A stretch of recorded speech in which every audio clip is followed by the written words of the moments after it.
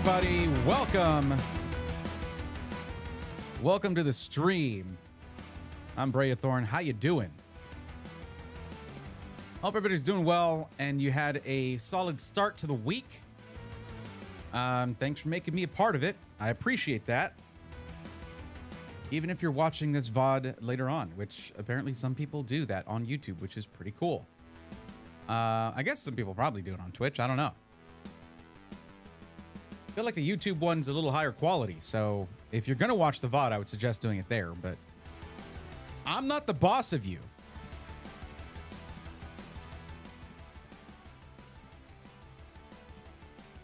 Over on YouTube, Chris Crawford, welcome and see you soon. And Polaris Racer, good evening to you. Jay's the Goat got first on Twitch, as you can see. It's right there. Congrats. And Not Jasper's, what is up with you? How you doing? Arkzai, welcome. Now Jasper's, nice 20 stream streak. Is it St. Patrick's Day? Well, I've got green on. Thank you, Spike. Appreciate that. Shanala Cerberus, welcome. How's it going? Exiled Wolf, how are you? I'm excited. I'm excited today because a certain package finally came in.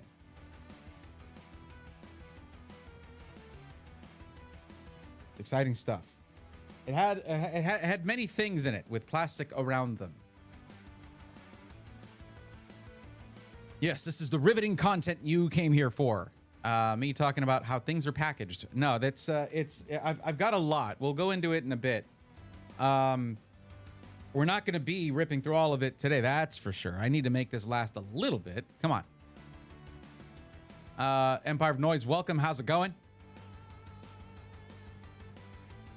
But I'm waiting for somebody to say something. Somebody to notice something. Maybe eventually it'll happen. I don't know. No, it's not a new haircut.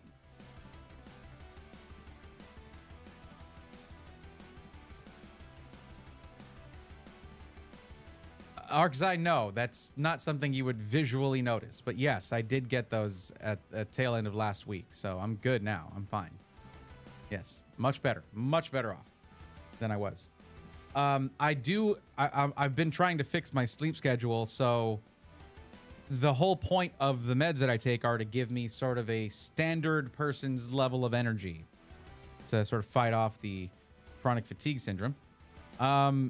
So I do have that, but now because I stream 8 to midnight, I end up being appropriately tired around this time. So I do add a little bit of zero sugar caffeine to the end of it. Erica got it. There it is. There you go. This is not the permanent new mic. I'm testing this microphone. This is going to the gaming / pack ripping setup over there. So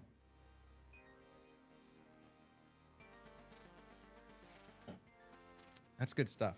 I like the Ultra Sunrise stuff. It's pretty good. But yeah, this is a Rode Pod mic, which is cool because every time I would set up like work in the settings for the microphone for the Rodecaster Duo, I would see, or the Rodecaster 2 Pro over there, the larger one that I had at my main setup before. I would see the preset for the pod mic, and I'd be like, I bet that sounds pretty good. You guys can let me know what you think, actually. But also the fact that they have this, and also I have the, well, you can maybe see it. It's down there, right in the box still. But I have the actual PSA 1 Plus mic arm in the same purple, and the cable to go with it. That's going to be in that setup over there. The fact that they had all purple setup, and it's not like the Elgato all purple setup that's chronically sold out, that made me happy. So I got it. So yeah. Thanks for staying up a little bit with us, Empire of Noise. I appreciate it. Thank you. Burning the midnight oil.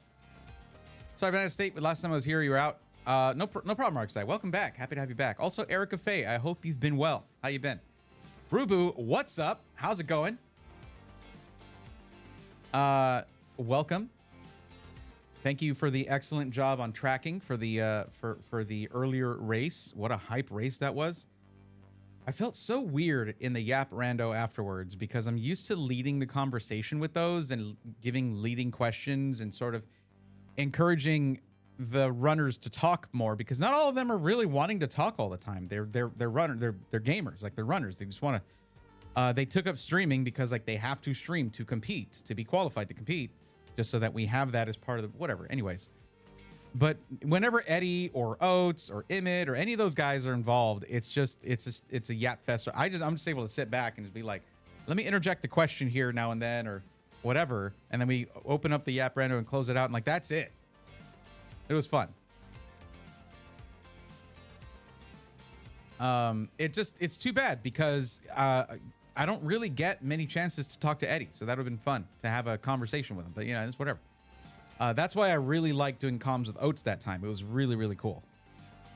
Because, like, I don't know. It's not just talking about a race. We just got to yap during the actual runs. It was cool. Jaspers, thank you. I appreciate it. I think it sounds pretty dang good. Steve, welcome. How's it going?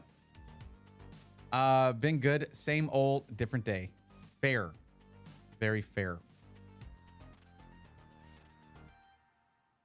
I mean, could be worse, I suppose. After some unfortunate news shared due to the current global family trip has been postponed, decided to purchase a Splave PC. Okay. Yeah, okay. Right. Hold on. Because of that delay, I had sort of told the guy to hold on. But the thing is, if you want it with the custom stuff, you could just email them. You could just email them and let them know, hey, I'd like this PC, but with white internal components. Okay, I thought I had a little bit more time to get that sorted for you. Okay, if you want to do it that way, that's totally fine. No problem. And I'm sorry to hear that, of course, that your trip got delayed. Amaro Mao, welcome. Oh, from Puerto Rico. Nice. Thank you for stopping by the stream. Appreciate it. Bienvenidos. There you go. I hope that... I'm very rusty on my Spanish. Very rusty. I don't get to use it anymore. Alucard, what's up? Welcome.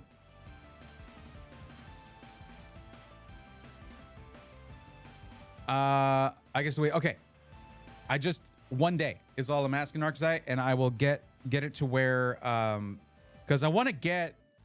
they were busy with some stuff, some overclocking stuff. If you look at Alan's Instagram or Splave in his Instagram, they've been busy doing collab stuff with other things. But I wanted to get him in on it directly. But yeah, I'll just reach out to him tomorrow. He's always down to chat. So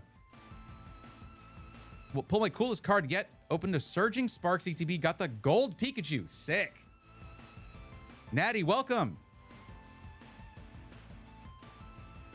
Superstop 1367 says, love Splave PC. Ran into you at CES on one of the last days. Wanted to say hi. What's up? How's it going? Where did we run into each other? Yeah, I did a collab with the Breaking Bad guy. It was cool. Yes. Yes. So that, I mean, a lot of that stuff, there is so much stuff that happens behind the scenes to make it look like not a lot's happening behind the scenes. It's funny. But that's just sort of the way those kinds of things go. But anyways, for my community members who are here, who are Pokemon TCG, who like the Pokemon stuff I'm doing, you're feasting this evening because I got a big box in of a bunch of stuff that I had ordered forever ago. In fact, y'all were here for it. Sort of. I was kind of like, don't worry about what's happening. I was just on this camera, but I was like doing stuff on my desktop that...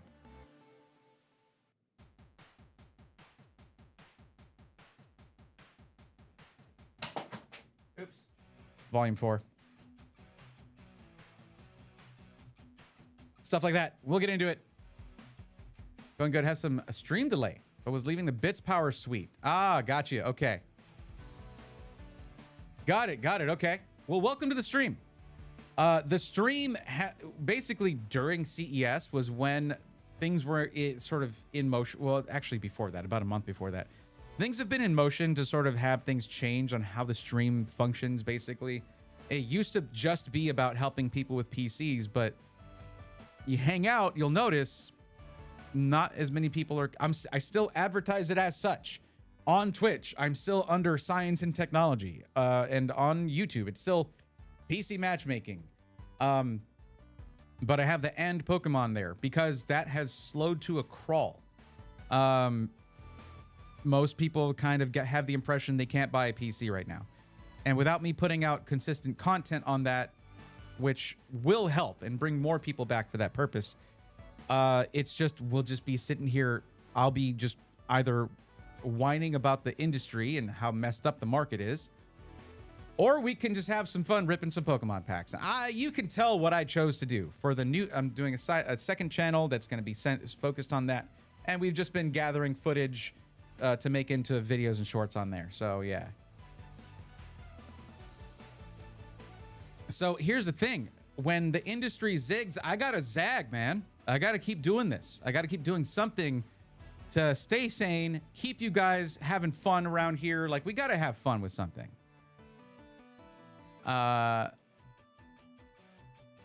Me when I'm feasting. I like that you have an emote for that. Rabid, that's good. I like that. Who does your emote art, by the way, Shanala? Nice. My Volume 4 finally shipped yesterday. Nice. Unfortunately, we in a hard PC time for sure. Yeah. Oh, the DLSS 5. Erica, I'm just going to say this. I'm glad y'all can't see my face in DLSS 5. It looks old enough as it is. It's like, how do we use AI to add 10 to 30 years to every character? Also change some of their features. We can talk more about that later, but NVIDIA crossed the line that they should not have crossed, basically, to where they are just overwriting the games, overwriting the art. John, welcome. It's been a while since I watched stream. Happy to have you back. Nice and dark this time, looking all cinematic. I did increase that a little bit. I did increase that effect a little bit. I could turn down this light up here and increase that effect even more, but I don't know. Not too sure how it's been for most, but I've been getting some of my customers saying they would have built themselves, but the prices are more expensive than what. Yeah, no, I mean, it's DIY is dead. It's dead. Lots of people are opting for pre-builds at the moment who wouldn't have normally. The problem is a lot of those have dried up, or the prices are pushing everything a tier up, essentially.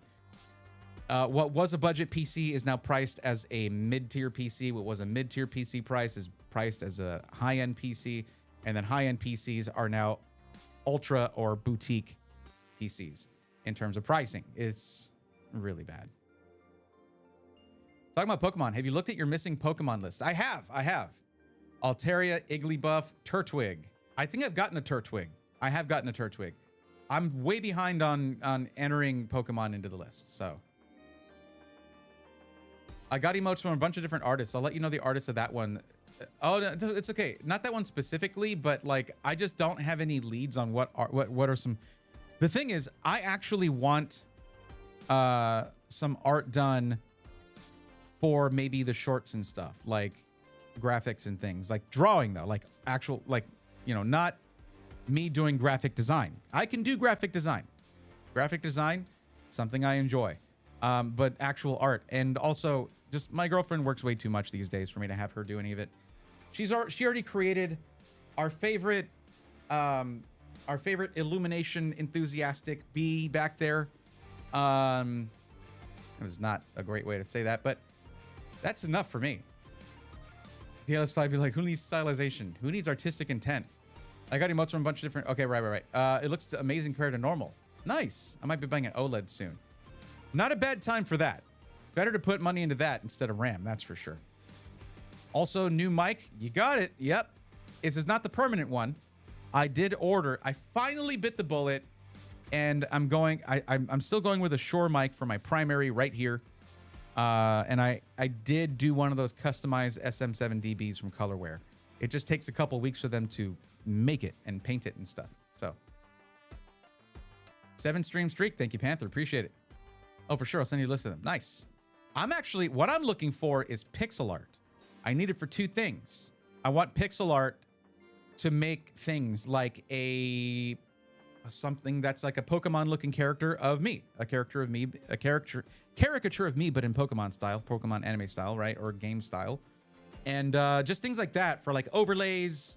And also I want something like that for, and I have not given up on pre-built, rebuilt. That is like, that's my main motivator to like not give up on the tech channel, is because that series has to happen.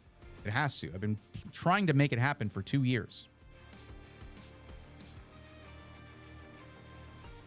Better be permanent. It looks beautiful and sounds just as good. No, okay, never mind. If it's purple, I like it. Yes, that's what it's going to be. New mic looks sick. The purple is amazing. Fun fact, this is just a Rode pod mic, but Rode, it really goes on there really snugly. This is just a pop filter of theirs that goes on. This is the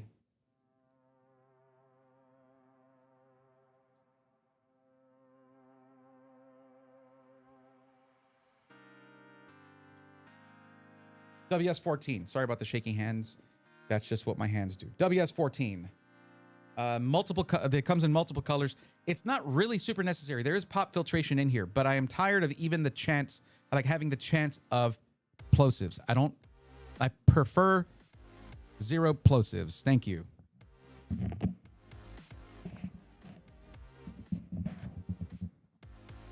If you want to venture into XLR microphones, the pod mic is like the best in terms of budget, in terms of like price to performance, what you get from it. It's amazing. You get that plus a Streamer X for your interface, like your set. It even has a capture card in it. The Streamer X, this little thing, which, I mean, I could show you one because I bought an audio setup to send with I'm sending a PC to my buddy, WXFan21. And I was like, I listened to like his, he has one of those HyperX microphones with the RGB in it. And I listened to that and I'm like, this dude deserves an awesome mic setup. So I got him this plus the purple mic arm plus the purple, because I was like, how do you feel about purple? Because I saw the combo kit. He was like, I love purple. So I was like, okay, cool. If I can send somebody something, I prefer to send it in purple if they're okay with it. Let me see. I feel like lots of people yeah, right. So I'm curious, since you have lots of experience reviewing pre-built companies, what is something you think you'd like to see more of or isn't done? Well, what I did with my community is really, to me, the only way to do it. Where I have a community of a few thousand people. How many people do we have on our Discord at this point?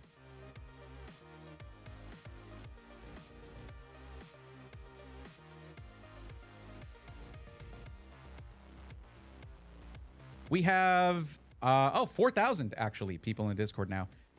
We have a group of channels called SI Testimonials, and SI Testimonials is literally about people who are in the community who actually buy a pre-built and share the whole experience, for better or for worse. That's how we've really found out how CyberPower treats their customers, poorly, by the way. But how iBuyPower treats their customers, amazingly, by the way. But you would usually conflate them to be the same because they're the two powers companies. Nope. That's why I still work with iBuyPower, and I don't mind that CyberPower wants to pretend I don't exist. I just say, hey, don't buy from them, buy from the other guys. Same price, whatever. If you want high volume seller, or hey, Skytech, another seller in that bracket, go for them. You know, that because they also have a good. So I prefer that because we'll have people sharing experiences, photos, how the unboxing was. I had this problem with the PC and they did a good or a bad job fixing it. I prefer that over, oh, I bought one PC, but it was a secret. So this is a really, really useful review because it was a secret. I bought one PC. If it's good, you can buy from this company. Blanket statement. If it's bad, you cannot buy from this company, blanket statement. That does not work. It does not make any sense. I understand a small sample size for a single computer component purchased off the shelf, whatever, because every component on that shelf should perform more or less the same. Once you combine a dozen of them, though, and you have the human element of the builder in there and all the variables that come with the pre-built PC, it doesn't work to just do one and then say, hey, also, we don't know anything about how the customer service is other than how they reacted to us in our one situation. It's not enough. So I also don't like just going by random Amazon reviews because they're really reviewing Amazon and maybe the computer and whether or not it worked or not. It doesn't say a lot about the company that built it. So I kind of have the only source of comprehensive, numerous reviews of system integrators. I cannot let my channel die. I cannot let, even to do another successful channel, I cannot do that. It really is just a completely unique channel. But so, pre-built, rebuilt. You asked what pre-built, rebuilt was. I'm glad you like the mic, though. It is pretty sick. Pre-built, rebuilt is me looking at the fact that my channel plateaued at like 40K and shouldn't really grow past that. It shouldn't grow. People should come and watch a few videos, buy their PC, and then peace out for like 3 or 4 years until they need help again. If they stick around and keep watching videos about deals of the week and blah, blah, blah, which is why I'm changing that format of those videos, they're signing up for buyer's remorse. And I understand why I'll have a lot of viewers who are not subscribed and then don't subscribe because it's not evergreen content. I need to make more evergreen content, and pre-built, rebuilt is exactly that. The other thing is, in a landscape like this one, where you can't really just buy a PC that easily, for those who have one, but are worried about opening it up, but have learned the way that I explain things and like the way that I explain things, or I've spent years and years honing the skill of saying a thing that I know to a person that does not know that thing yet and not offending them by just sharing, because it puts you in a position where it's easy to make someone else think that you're coming off as a know-it-all. But anyways, just taking that sort of way of communicating and teaching in very short, easy to digest and follow videos, how to how to add storage, how to upgrade your RAM, how to, replace your PC fans, how to replace your power supply from like very, very easy to more difficult. And by the end of that series, a person could potentially just build a PC at that point if they're following along. They've just learned all the things, all the way up to a case migration. Now, that's not it for how the series is going to go after, because that seems like, oh, well, that would be a nice mini series that would eventually end. There's only so many things that you can upgrade on a PC. There is a phase 2 to it that I wish I should be there already. I should be done with the instructional phase, but things happen. I'm just a dude in a room who has a little bit of editing help, that's it. So I can't beat myself up too much over it.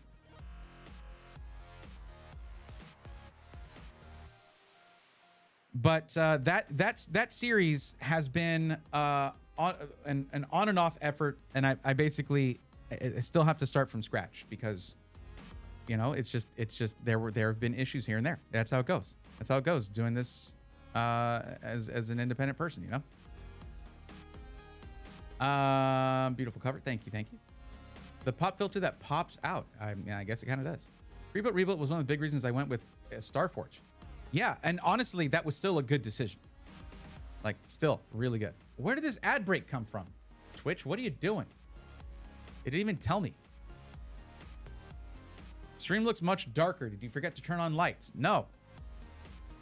It's just not heckishly bright. That's all. I usually have it very bright. I changed out the lens, which has a smaller aperture, or a wider, smaller aperture of 2.8. So it's instead of 1.8. So it lets in less light by default. But I have compensated with brighter lights in general, but that means more dramatic shadows and such in the background. Let me see here. Thank you, Chris. Welcome back. Are we Twilight Zone fans? He asked, getting close to derailing chat again. I'm afraid I cannot. I've already derailed multiple times. We're here to the end. I appreciate you. Happy St. Patrick's Day to all of you. I'm wearing green. It's okay. I'm wearing green. Thank you, Spike. Lone Wolf, welcome. Morpheus tells us the Matrix was first created. Man was born inside with the ability to change whatever he wanted. In a way, the Matrix was almost like a very long, very high budget Twilight Zone episode. Isn't that funny? Sort of, but not really. Kind of. Last Man on Earth loves to read because yeah. What are your thoughts on DLSS 5 announcement so far? It sucks. It goes too far. It's a step too far. It's multiple steps too far. Brady, did you see the vid your pal Linus posted about PC building in Brazil? I did not, actually. I love how my headset mic sounds. I plan on getting an actual mic, but I held off because headset mic was good enough. Yeah, it's not something you need to invest in if you don't need it. If you have a decent headset mic, then you're good. If you're just gaming, you know. Tell them about the discount codes. Huh? No, well, I mean, they said they wait a day, so it should be fine. What's the best budget 4K monitor for playing Xbox Series X and Mac Mini M1?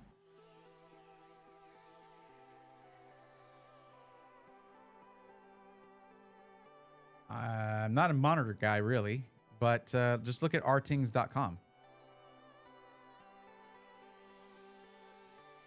My dad is very against me getting an OLED monitor. I really hope I can convince him. It would be so sick. I recommend 1440p for a high-end console so you can achieve 120. Okay. Yeah, I'm also not really a console guy, so I really couldn't tell you what's best for Xbox Series X. Bray, I've been in the monitor enthusiast Discord server. People keep saying 4K is standard and 1440p is low res. No.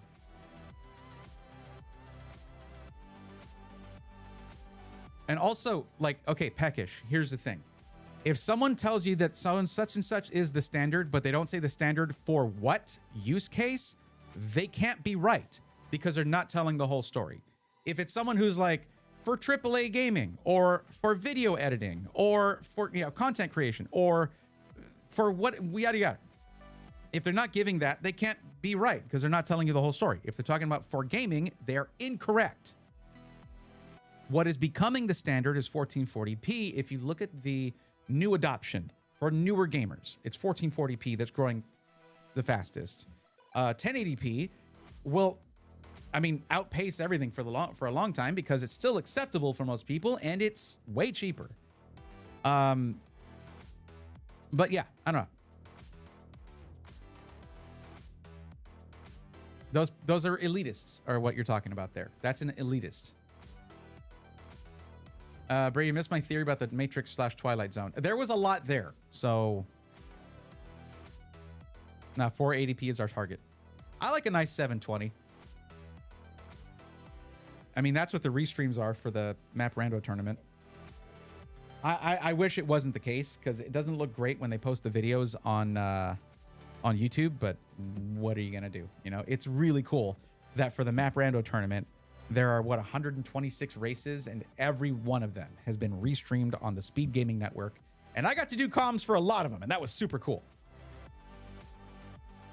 We're down to like 4 left of those races, 3 or 4.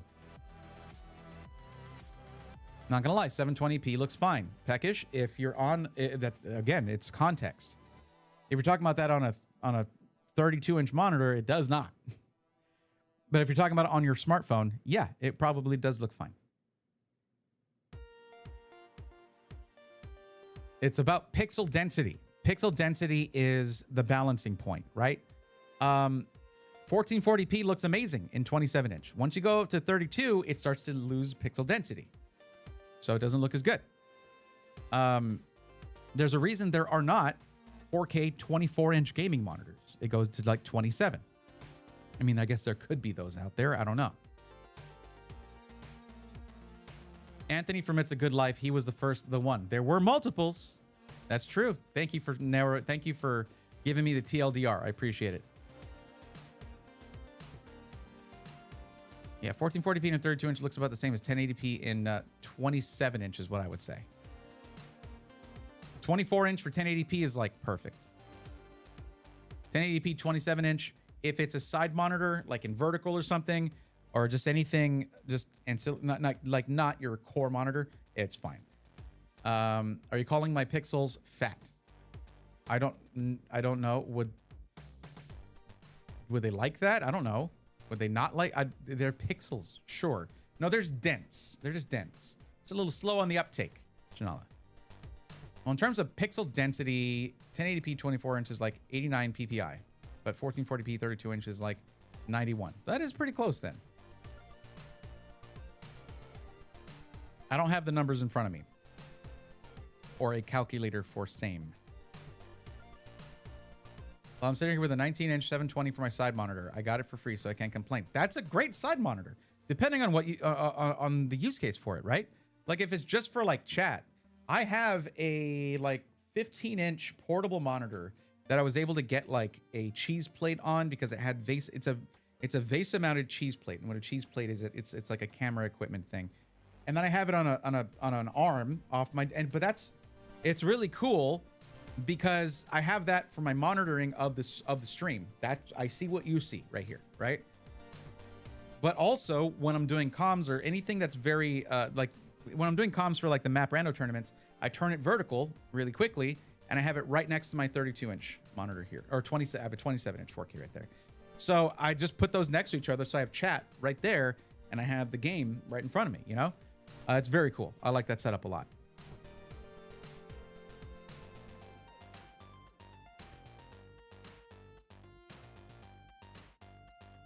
Uh, 19720p looks like 1080p 24-inch. Peckish, we're gonna keep you around just for those comparisons, okay? You keep those up. People don't know what pixels are till they look at some old CRT 360i monitors. People who don't know what pixels are need to go visit the Sphere in Vegas, and just even get up to spitting distance from it. You will see what pixels look like. Kind of. I thought you meant an actual plate for cheese. Yeah, I just use it for Discord or YouTube. Perfect.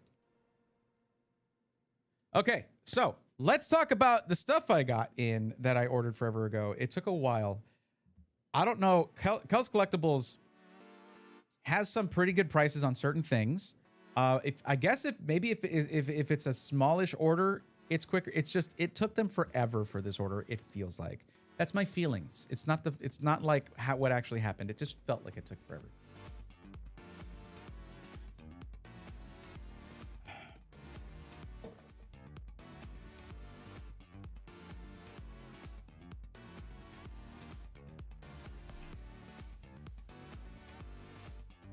One second.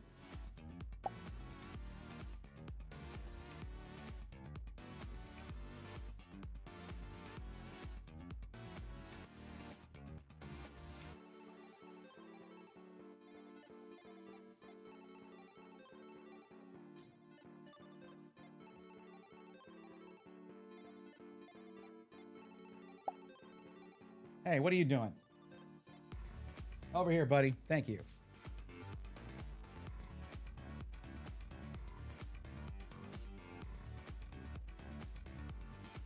Time to go over the hall. Let's do that.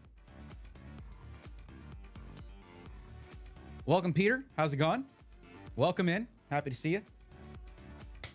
Welcome to the stream. The Sphere pixels are they're substantial, Shanala. If you ever decide to give clear walkthrough tutorials on software driver downloads or bloatware removal, I'm there because while I'm confident and competent with hardware assembly, I suck at anything other than basic OS installation. Well, Panther, so here's what it's going to look like.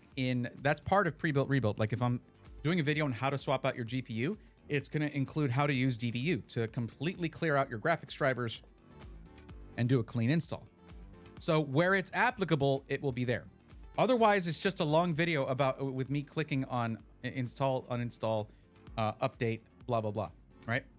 Context is everything. Doing good, just chilling. How are you? Good. I'm about to show a haul of sealed Pokemon product that I will be ripping here on the stream, off and on, between talking about computer stuff.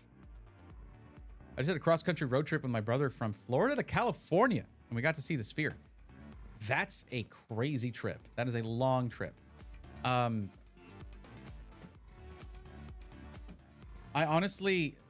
recently acquired I haven't talked about this. It's been like a month or longer since I did this, but I recently acquired a very fun conveyance, a really fun little car. And I would love to do that with this car. It makes me think like, oh, maybe TwitchCon I can drive from Texas to California. Yeah, I wouldn't actually, I don't know if I would actually do it, but for things around Texas, things in Dallas, like, you know, what is it? DreamHack, things like that, QuakeCon, or things in Austin, whatever. Yes. But got a little Focus ST, and that thing is so much fun to drive. It's so fun to drive. Love it. Going to see Wicked at the Sphere in 3 weeks. I've heard that's an insane show, not Jasper's. Enjoy that. That's a good pick there. So let's talk about what I got, because we're going to be opening some of this on this stream. And then, you know, I already told y'all about this. I'm going to take a little break on Terastal Festival. I forgot that I had this coming in yesterday. So I had bought another box on Sunday to rip on Sunday. And I was like, I just looked at the order. I was like, I forgot I added this. So this is going to wait a little bit. We've already done 2 boxes. However, I do have this. This is, what do they call this thing again?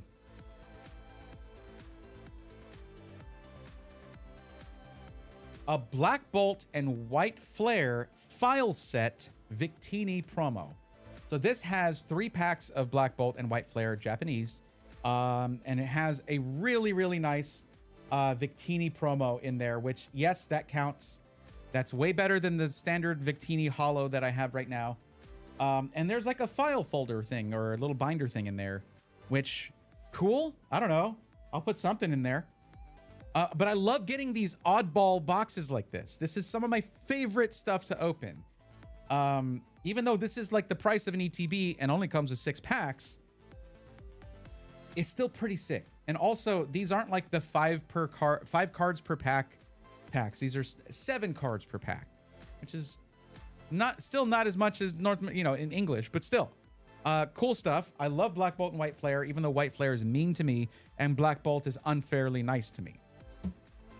Okay, so still going.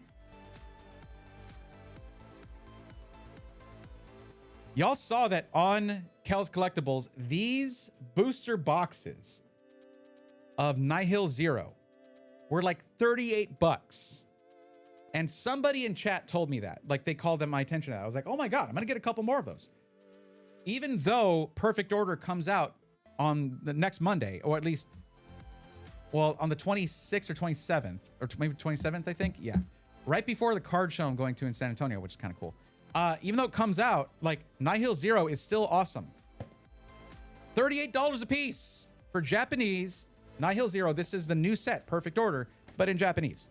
And it's also 30 packs with 5 cards per pack. So it's fewer cards in it than a booster box, fewer packs in a booster box in English, fewer cards per pack as well. But it's also not $300, okay? There's 30 packs in each of these. A fun fact, though, because my first time playing the Pokemon TCG, I competed in a pre-release little mini tournament thing, and it did show up on my Play Pokemon account thing. It's on there now. I was able to pre-order a full booster box of Perfect Order, the English one, 32 packs, all of that for $160, I think. Which, like Mega Evolution, market price is like $260, $270, and that's like one of the cheapest booster boxes you can buy. Okay, Destined Rivals is like $450. $160. Anyways, so we have 2 of those. Let's just keep stacking these. You can't see it. Hold on.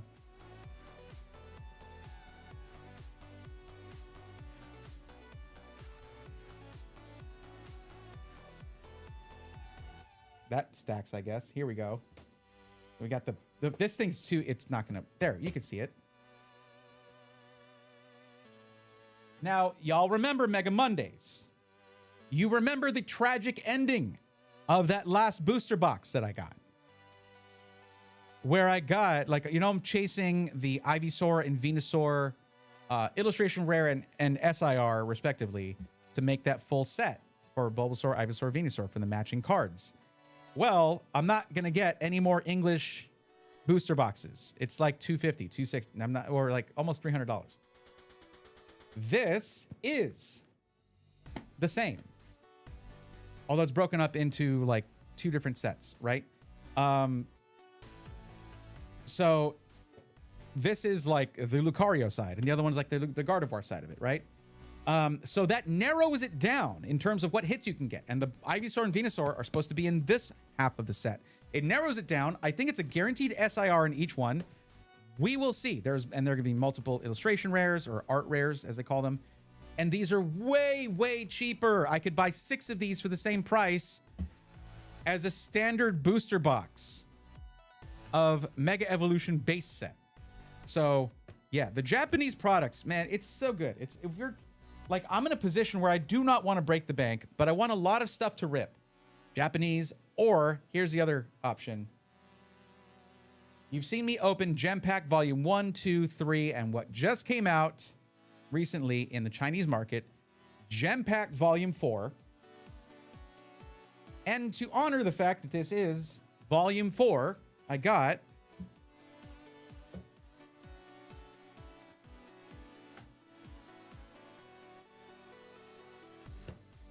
four of them. These have 15 packs each, 4 cards per pack. You're guaranteed a gem rare or just whatever. It's like an SIR or SAR. You're guaranteed 1 per box. Plus, this should have Pokemon that I don't have a bunch of. The one thing that I would say about doing something like this, I wouldn't normally do this. And the reason is, in the Gem Pack volumes, there's like 20 Pokemon, that's it, that are overall in the set. But there's like 6 different rarities of it or something. It's crazy. There's Reverse Hollow Pokeball, Master Ball. There is the Rotary Hollow, the Stars Hollow. There's Gem Stamp. It's just so many.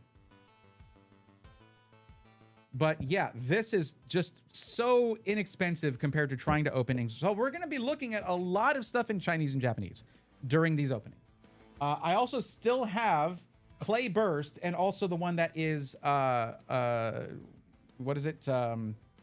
Journey Together in Japanese. Basically, all the product I've got right now is in Japanese or Chinese. But it's still super sick. Plus, these have full arts that are exclusive to the Chinese market that are amazing, that we can't get here other than buying this product that literally says for sale in mainland China only. Like, this is good. This is fun. This is good stuff. Basically, if you're trying to dress up a Pokédex, Japanese sets and Chinese sets, there's just so much more shiny stuff in there, so much more shiny cardboard in there, that if you're really trying to dress up a Pokédex or make a collection, whatever, that's really striking, these are so good for that. Foreign language cards, that's where Shanala lives. I say solely because she did 1 opening. It's the best. It's the best deal. It's the best deal. It's the best deal if you don't care about the language. You just want the really cool artwork. You want to collect. It's cool. Now, if you're trying to build sets for building decks, for competing in the TCG, it's a bad time to go this route because it's not a bad time. I mean, you would have a bad time trying to go this route because it's not legal for tournament play. You have to have, there's different rules for every region, but in North America, or at least in the US, you have to use English cards. Lone Wolf, any reason NVIDIA software won't read my games? I've cleared the NVIDIA cache and uninstalled the software and it still tells me unable to retrieve the game. I've even uninstalled the game and reinstalled, still nothing. Is it something specific? Is it a known issue with that particular game? And when you say it can't read your game. Are you trying to launch it from the NVIDIA software? Because you don't have to do that. Nero 9000, welcome. What would be a great match in CPU for a 9070 XT GPU? What are you doing with your PC? What's the goal? What are you trying to run on it? And at what resolution? If you want information, you have to provide information first. There's not enough info for me to give you a good answer there. And also, you don't tell me what your budget is. So you know what? 9950X 3D. $700 CPU. Go get it. I finally started learning the TCG game. Went 1-1 today with a Charizard deck. Nice.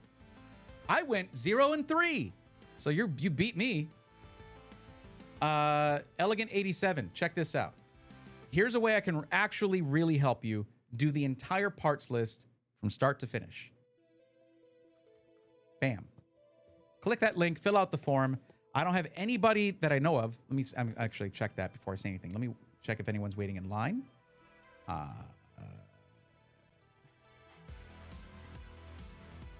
Yep, nobody waiting in line right now.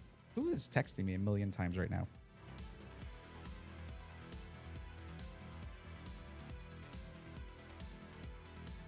WX just give it. I was DMing WX fan 21. Just thumbs up, thumbs up, thumbs up.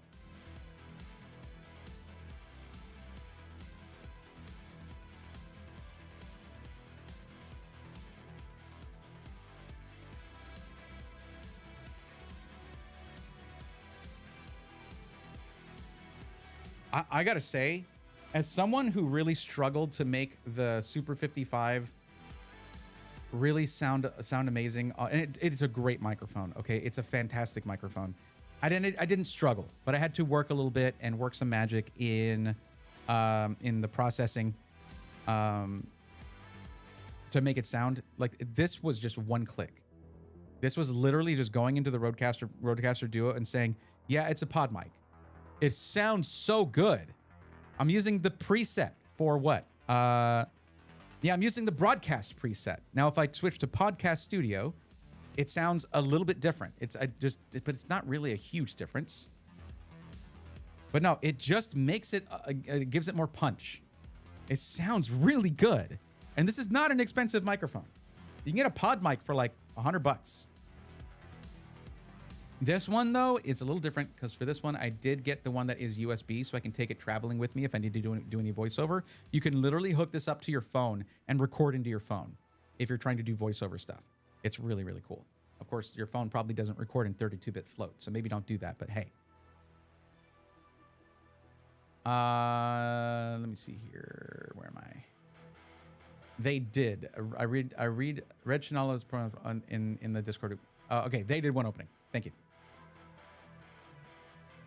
On the app, though, finally getting around to redeeming all the card codes I have a stash of. Yes, and the live app is supposed to be the one that is true to the TCG in terms of rules. So that's the one I intend on playing. I'm planning to pay the Skytech Gaming, but I see most popular one of Azure 3, says Peter. You're planning to buy a PC from Skytech Gaming, is what I'm getting from that, but you see that the Azure 3 is the most popular. Peter, here, I need you to fill out the form. I'm going to link it again. If you're looking for help on PC stuff, if you need help finding the right PC or with me putting together a parts list, you do need to fill out the form. There it is again. Please read the thing that popped up. A lot of people will see that bot logo there and say, oh, I don't need to read this. But yeah, if you're looking for help on PC stuff, you can spin your wheels and just ask questions and stuff in chat. This will make that process a lot better for you. It's the optimized settings that aren't working on some of my games. Just tells me unable to retrieve current values. That should have been more specific. No, it's okay. Lone Wolf, I thought you meant your games weren't working. So if it's not optimizing it, I think that's something that that is between the game studio and NVIDIA. You haven't mentioned what game it is. But you can probably go and look up a list of games that are unable to be optimized by NVIDIA. That's probably a thing. I don't know, honestly. It's been a while since I looked at any of that stuff, especially with like the new app. Anyways, you saw all the new stuff I've got. I want to rip something. Now, I think I might start with the file thing. But the other thing we can do is I can revamp the wheel and have it decide for me. But we do need to, well, we don't really need to restart, what is it? Mega Mondays. We haven't posted anything yet. It's not like we're running out of those. I have 12 videos of that. Nihil Zero. Don't I still have some? Nope. Nope. I finished my Nihil Zero hacks. So just really excited to have this many of these. I have to admit, in a way, it's kind of annoying when I get a hit in Japanese and then I get the same one in English, but at the same time, it's kind of cool to have both. Is that weird? Natty, look at you over venturing out into YouTube.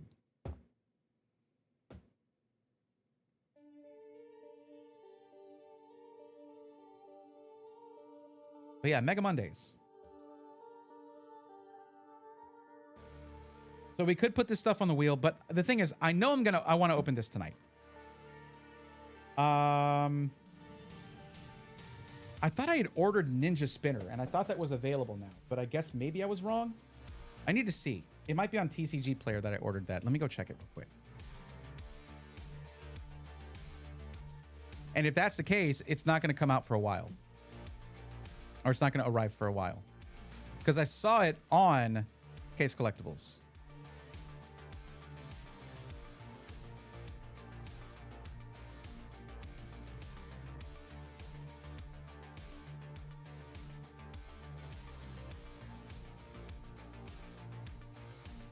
I guess I haven't ordered it yet. That's annoying. I thought I ordered it.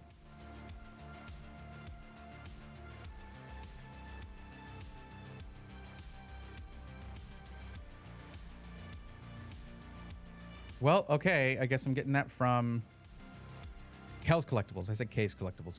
Kel's Collectibles.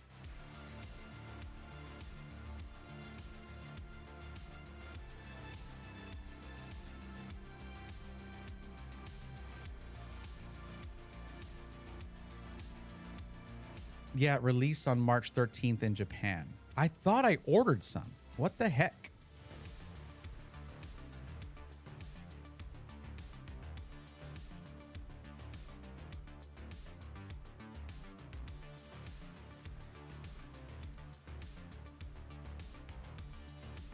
Terrific Tuesday. It needs to match with whatever I'm opening.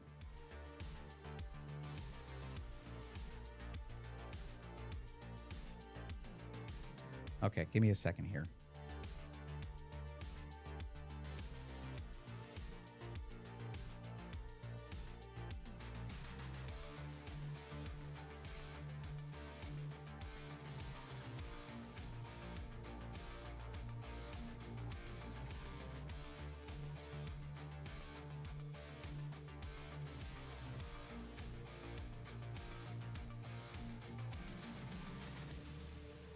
Oh, it's both. Okay.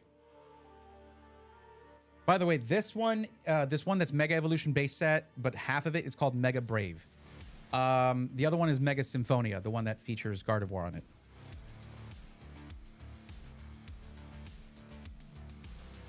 But the goal here is, like, I'm not going to open all 4 of these. I'm not going to do a whole box of Nihil Zero. I'm not going to do a whole box of this. We do a little bit of each thing to keep things varied as we go. It makes sense, though, in a way, to do like everything at once in terms of one thing, because then it's all kind of like I can do one video for it, but it's not really effective for me in terms of, I don't know, finances to do it that quickly. Like I still have Battle Partners. Super Electric Breaker, I think, is Surging Sparks in Japanese.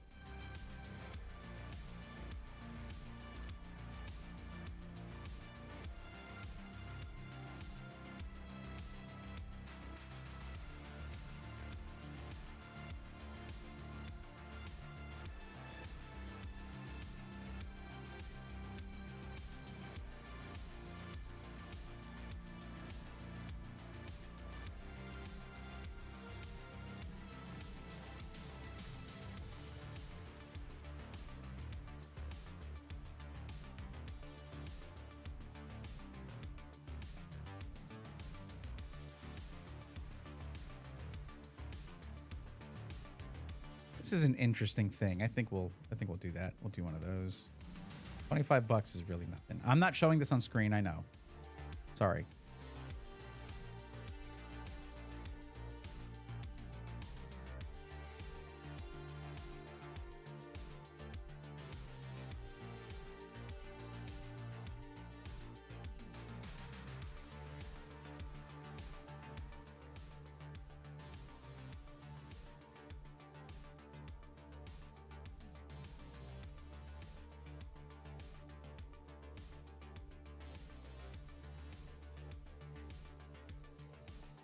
Sorry, this will just be a second. Anyways, what are y'all up to?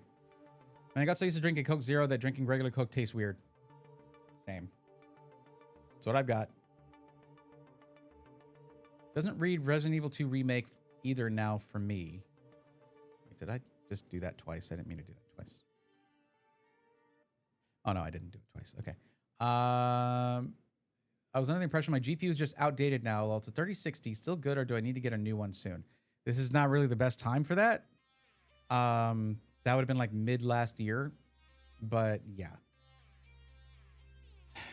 It's really the shortages. It's not anything about like, oh, the new thing's going to come out. It's like there's just not stock out there to get anything for a fair price. Unless you get lucky or get something used. So, yeah, it's whether it's still good in this day and age, at least you got 12 gigs of VRAM. Order again, and maybe you'll just get double the fun. I didn't order it before, apparently. Unfortunately. It'll come in when it comes in. Ah, these do look fun, though.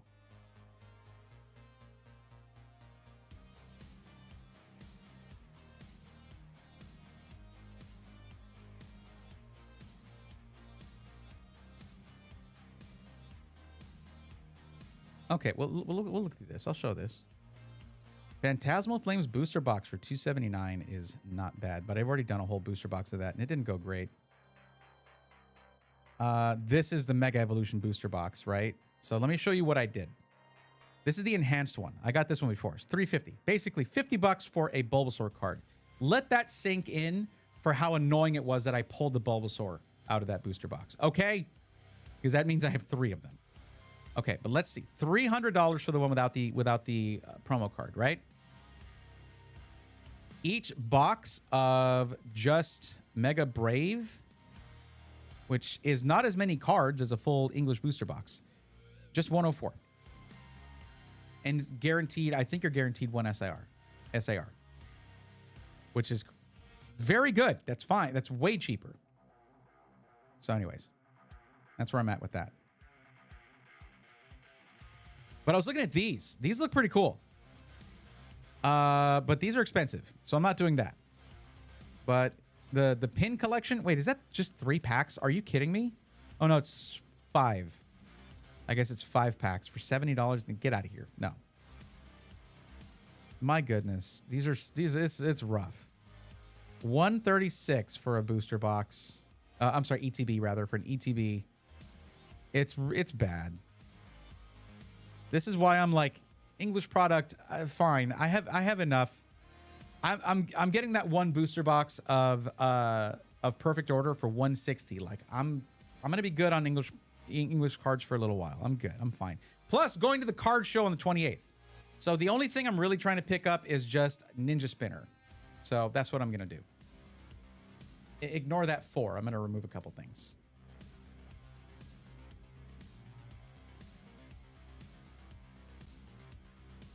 I thought you said you did a stream or 2 ago. Did what? Ninja Spinner? I don't think so. Maybe I did, but it's not showing up in my orders on TCG Player, so. I like when shops offer pay over time options. That means the product is way cheaper. Only 1,000 years of $5 payments, just like the subscription service. Want to help you with keeping up to date with the box openings on stream, so like you open them and talk about the catches and upgrades I can put on the list. But I think that that kind of ruins the fun of going to the list and clicking to catch the Pokemon, unless I can come up with a new way to make the update listings. It's okay. Sometimes just like to put on an audiobook and just do this, or I put on a video in the background and I'm just going through them, and it's like it's therapeutic a little bit. Yeah, shortage sucks. My fear is price increase keeps happening over time. That's why I asked if I should try soon before more price hikes. Before price hikes was 2 months ago. The price hikes are well underway. We're at the point where finding the products is getting difficult. So, yeah. My job is not to tell you what you want to hear. My job is to be honest with you, and that's the honest truth.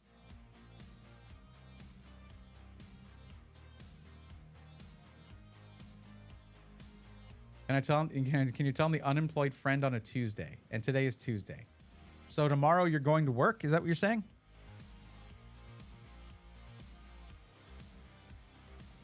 Evening Bone Shock, welcome in. Okay. Why do people watch me? I go off the rails all the time. I can't stay on task. I'm bad at streaming. Doesn't mean I'm gonna stop. I didn't say that. Crazy, I love this. Okay, so as I was saying, Terrestrial Festival can wait at least another stream. Like I've done that 2 streams in a row. We're good. We're good. I think 2 streams in a row. Something like that. Yeah, I literally cannot afford to open another Terrestrial Festival box for a 3rd stream in a row. It's way too much. Damn, you got me. I gotta work at the ball crushing factory every Wednesday. It's called waking up.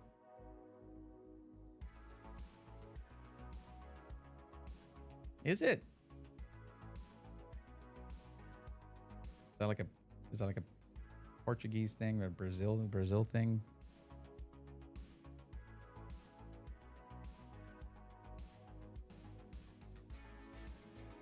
Is it really 8 though? That's not worth it. Jesus, that sucks. Cool promo though. Anyway, let me finish this up. Oh, there was one thing actually. I was looking at this, and this is interesting. The Start Deck 100 Battle Collection. There are 100 different versions of this. And it has a full battle deck in it, but there are special cards in it that are in other sets. So depending on which one you get, yeah. Actually, I already have Erica's Tangela. I already have the Slurpuff. But that Eevee and that Pikachu, and there's 100 different ones. But it's also like a full deck. You could get the Mega Charizard Y gold card, apparently. That's one of the best Pikachu cards ever drawn. That's a cute card too. Really good stuff in these. The Emboar is actually pretty cool. Some of these are a bit busy though. Meganium. The Eevee is super cute, obviously. But you don't know which one you're going to get. It's just going to be 1 out of 100 sets. And it's $25. So I'm throwing one in there. I don't think you can blame me for that. Friends are telling me best GPU that's not overpriced for good value is a 9070 XT. I have no knowledge to know if it's worth it, and if I can find it. If you want a really solid upgrade over the GPU you have now, you don't even need to go to the 9070 XT, because probably the power supply in your system that's been powering that 3060 isn't really enough to power a 9070 XT, but it might be enough to power a 9060 XT, but get the 16 gig version. 9060 XT, 16 gig. Look for that. That would be a massive upgrade over what you have. You just have to make sure you completely uninstall all NVIDIA drivers using DDU, Display Driver Uninstaller. Nice, John. There you go. That means you can pay for a tank of gas. Nice. Even the Sleeping Dawn Pikachu would go crazy as little duo set thing. True. That is true. I do have that. And it wasn't Sleeping Dawn. What's the Hisuian trainer? Well, I don't know. I think it's from Legends Arceus trainer. That one. Or is it, there is a Dawn one? Is there a Dawn one too? Because I have the one with the Hisuian trainer. That gold card seems very rare to get. You have a 1 in 100 chance, apparently. I guess. Maybe. I don't know. Damn, you got me. I gotta go. Whoever said that. It's a farming sim. Oh, you're talking about farming sim. Okay. Mega Embor. Let's go. Embor is pretty cool. I mean, I'm not a big fan of like... Tepig is cute. Pig Knight, we don't talk about Pig Knight. Pig Knight's just weird. Pig Knight is like, you shouldn't have stood up, buddy. You should not have stood up. It's not a good look. Doesn't work out for you. But then Embor is like, I'm gonna own it. I own the fact that I stood up and maybe shouldn't have. I own that.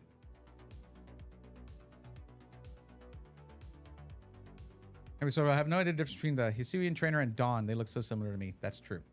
That is fair. 1 second.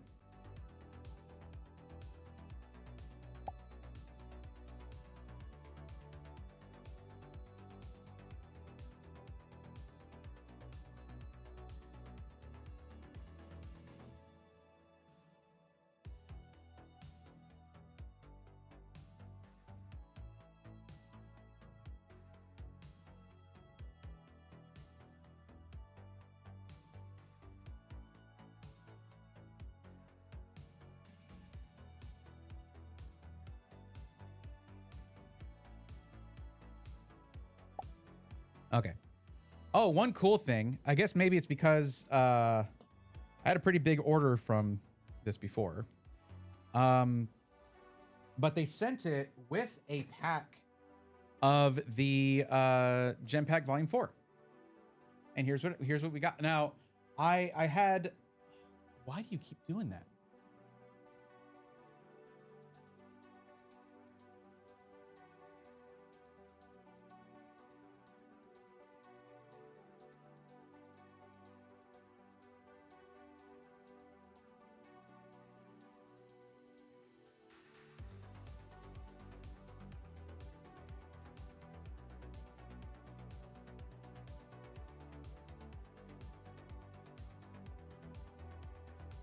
Ignore all this, please. Thank you.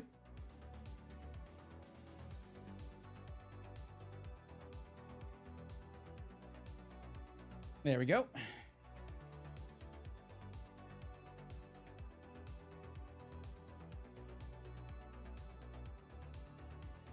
There you go, buddy. All right.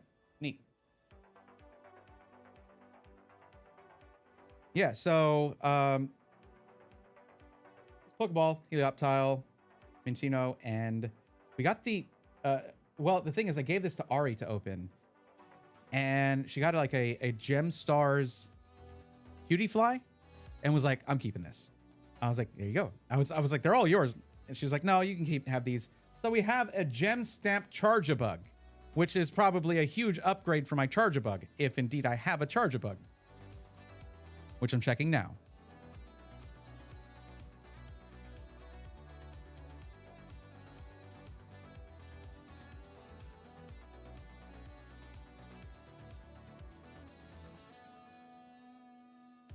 It looks like I do have Charge-a-Bug. Okay, so that should be an upgrade for it.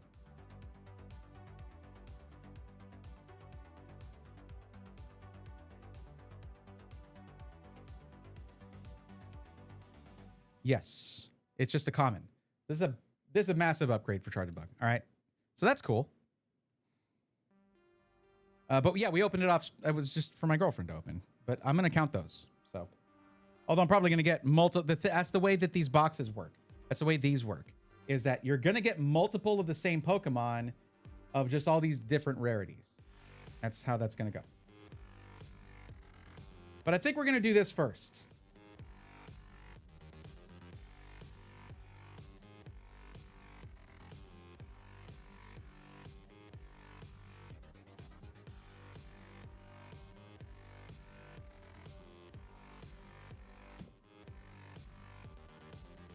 I want to buy the 100 deck thing, but it's all Japanese, so I can't play it or... Camera, what are you doing? My face is right here. Can you just chill out a little bit? Thank you. Okay. Favorite out of 3 new starters. Everyone telling me Pom Bomb, lol, might try the water starter. Gekwa's pretty good, actually. But I think I like... What was the bird? The grass owl with the eyebrows. With the eyebrows? I forget the name, but I think that's the one I like most. Oddly enough. I usually pick a fire starter. It's just... I'm just worried that they're going to make Pom Bomb stand up. None of us wants that. Literally nobody wants that. Maybe it's picking up the face on your shirt.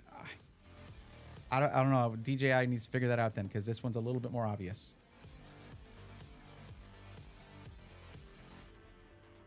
But yeah, you can't play it. That's right. If you get the Deck 100 thing, it's just cool if it's a lot of Pokemon you don't have already. Okay. I need to back up a little more. Perfect. All right.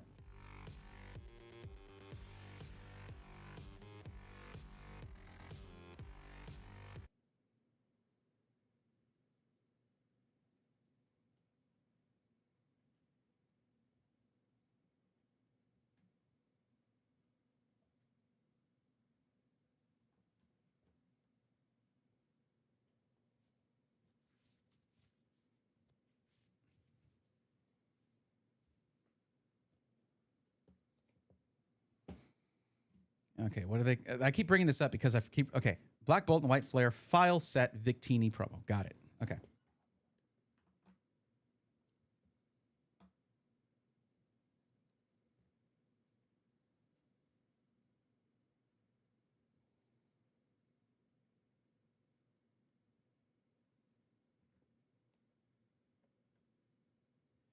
All right, we are going to be doing a little video here. There we go.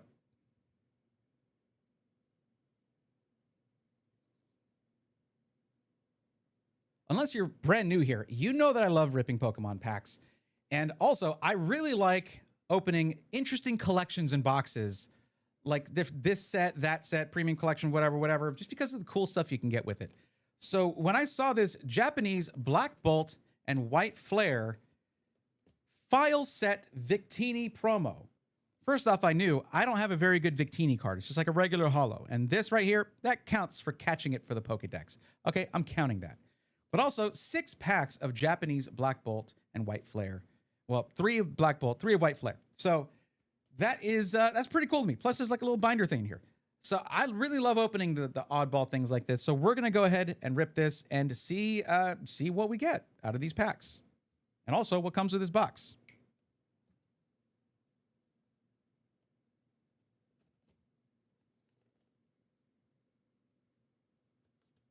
There we go.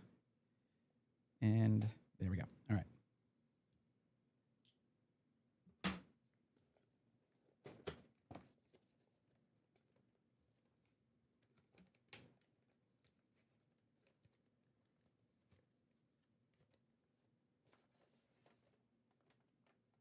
So this, I guess, is the little binder thing that you get. It's pretty interesting. Maybe not like something you'd want to keep a very valuable collection in, but if you just want to be like, yeah, this is all of my Yukamori cards, or well, I mean, some of those can be pretty valuable, but you know what I mean. Just a little small collection of something. Let's see what these little pages are like.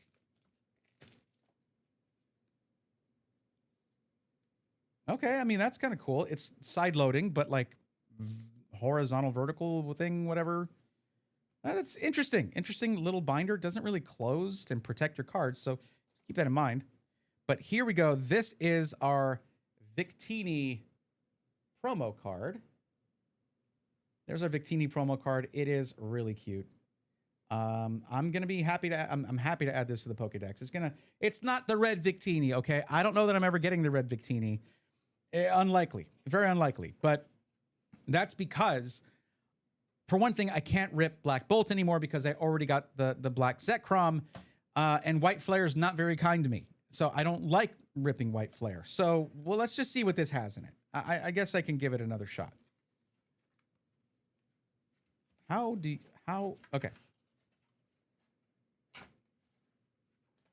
I want to do this the way it was intended, but I don't think it wants me to do it the way it was intended. Ah, there we go. That kind of goes into there. All right, there we go. We got our packs, everybody. There we have it. These are in Japanese, of course, and there are 7 cards per pack, not 10, if that's what you're used to. So there you go. Let's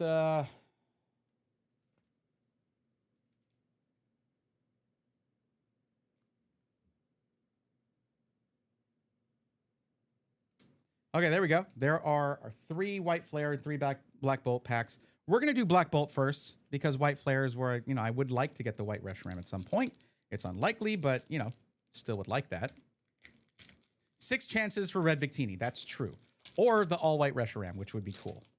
Now, you have to know when you're going into these, if you get what would normally in English be a very valuable card, it's usually in the North American market worth less money than the cards in English. But my goal is not to make money off of ripping Pokemon packs. It sounds like a good way to have a bad time. No, I'm just trying to make the coolest Pokédex ever. And having multiple languages in it, to me, is really cool. So, I don't know if there's a pack trick for these. We're just going to dive in. Okay, we have a Pokeball Bisharp.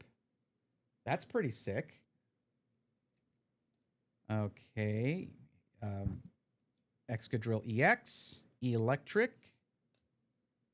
Okay, so I guess it's 2 cards from the back to the front. Okay, cool. All right, just 1 pack. We've got 2 hits in there already. Not too bad, not too bad. Let's back this up just a bit to have some more room.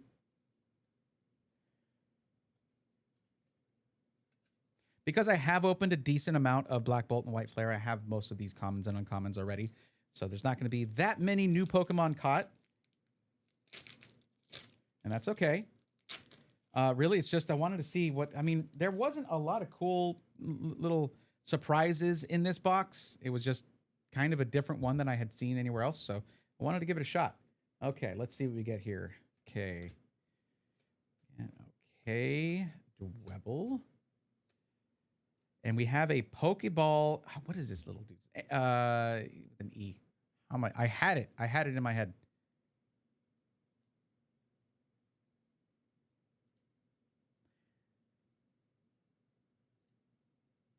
Emolga, right? Yes, Emolga.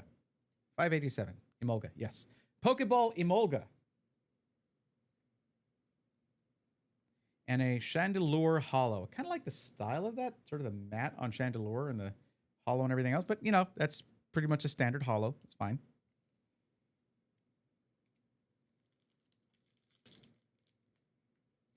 If you're wanting to learn Pokemon names, these can actually be kind of good for that because it's like practicing with flashcards, where you can see the Pokemon, but you don't have the name in English.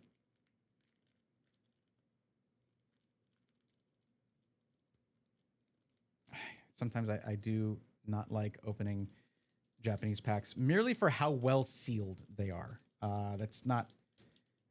Sorry. There we go. All right, buddy. There we go. Give me your secrets. Thank you. Okay, 2 to the front. Okay, come to Sandal. Okay, and we have a Pokeball Politoed. That's pretty sick. I don't think I have a good Politoed card. 537. Not Politoed. Not Politoed is a different one. Hold on. Seismitoad. Seismitoad. So we got Pokeball Seismitoad. I don't know that I have a good Seismitoad. Let me see.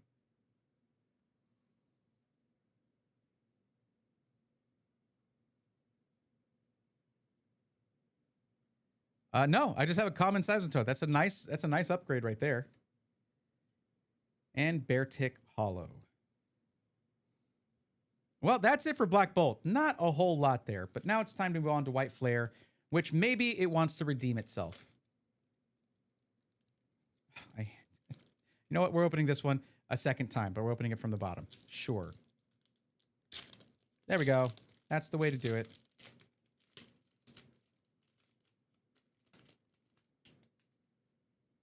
Wow, just beautiful openings here. You can tell I've been doing this for months in a row, right? Like, yeah. Garbodor. Okay, what's up? We got both of the trash Pokemon. And we have a Pokeball. There's Vanillish, Vanillite. What is this one? It's just without the names right in front of me. It's a little difficult when they're so close in names. 583 is Vanillish. And we just have a reverse foil. So this Pokeball one is a Master Ball, actually. The Master Ball one here is a really solid upgrade. I love it. All right. Okay. Yeah, Vanilla Ice. That's what it's called, probably. Yeah, Master.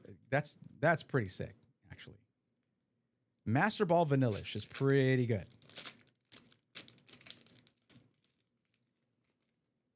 Would like to get some kind of full art here somehow. That'd be cool. I don't think that's too much to ask, right?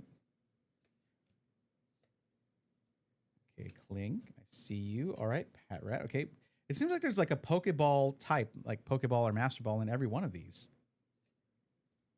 Okay. Well, this is getting ridiculous. I mean, it's every one of these has a hit of some kind in it. So if that's, again, if you're just trying to dress up your Pokédex, I always recommend Japanese or Chinese packs. They just have a lot better hit rates in general, but there's still hits to go after.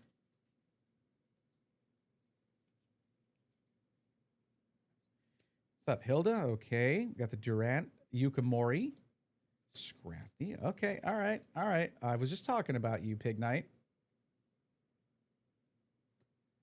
And oh my, okay. And the Reshiram EX. Okay. Well, I mean, that's, as you could see, I mean, there are a lot of hits here. I would say the standout is probably going to be the Master Ball Vanillish. Wait, was that the only, did I get another? That was it. That was the Master Ball one, right? Yeah. I'd say the Master Ball Vanillish is probably the standout hit out of all of them. But I mean, yeah, there's a lot of hits here, and that's generally what you get sort of with Japanese sets. But I'd say probably the best card, of course, is going to be the Victini promo, which is going to look great in my Pokédex, and I will take it. There you go. Victini promo right there for you. I don't know. Maybe I should stop opening the weird boxes. I don't really want to, though. So if you like watching me do that and maybe not have the best results, then get subscribed or hit follow, and I'll see you in the next one. Thanks for watching. Okay, the promo's good. Promo's good. I love Victini. Oh, one of my favorite mythical is Marshadow. Do you have one yet? Yes, I have a full art Marshadow. I pulled two of them, actually. It's an illustration rare, so not that rare, like not as like special illustration rare, but still pretty good. That was from Mega Evolution set, the base set. Well, I will go ahead and sleeve all of these because they are nice cards. That Master Ball one in particular, but like that wasn't that great, I suppose. It wasn't all that bad either.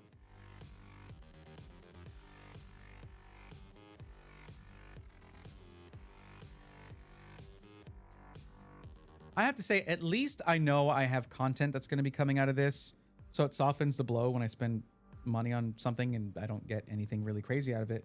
But then again, if this makes my Pokédex look better and I get a bunch of upgrades out of it, I'm happy with that usually anyway. And every one of those videos is going to have at the end, not the early ones because I wasn't tracking it yet, but every one of those videos is going to have at the end how many new Pokemon I caught and how many upgrades there were. I was not tracking that when I first started, but those videos are not going to be as straightforward as these anyways. I'm going to be doing more voiceover for those and sort of getting the narrative started, essentially, for the short form content.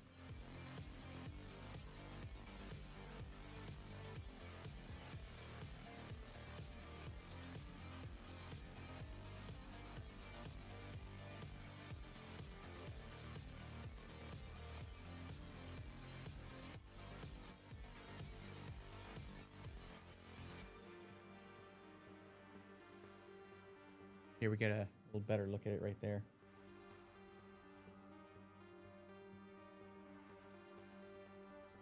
That's a beautiful card. It's a little bent though. It's not in the best shape. I don't like the way they packaged it in the box, but yeah.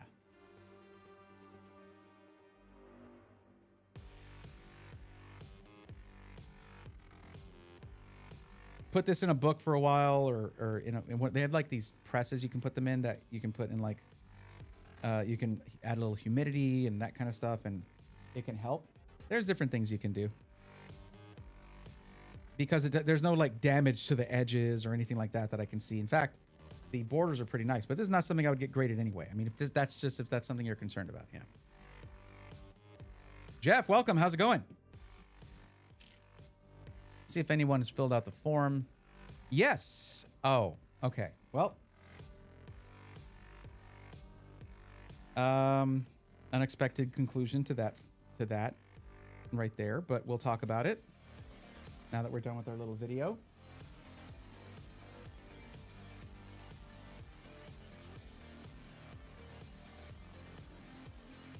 Peter Dev TTV, are you still here? Thanks for hanging around, sticking around through. If you are, thanks for sticking around through me opening those, doing that little video thing for the Pokemon channel. I appreciate it. But yeah, I see where you ran into an issue.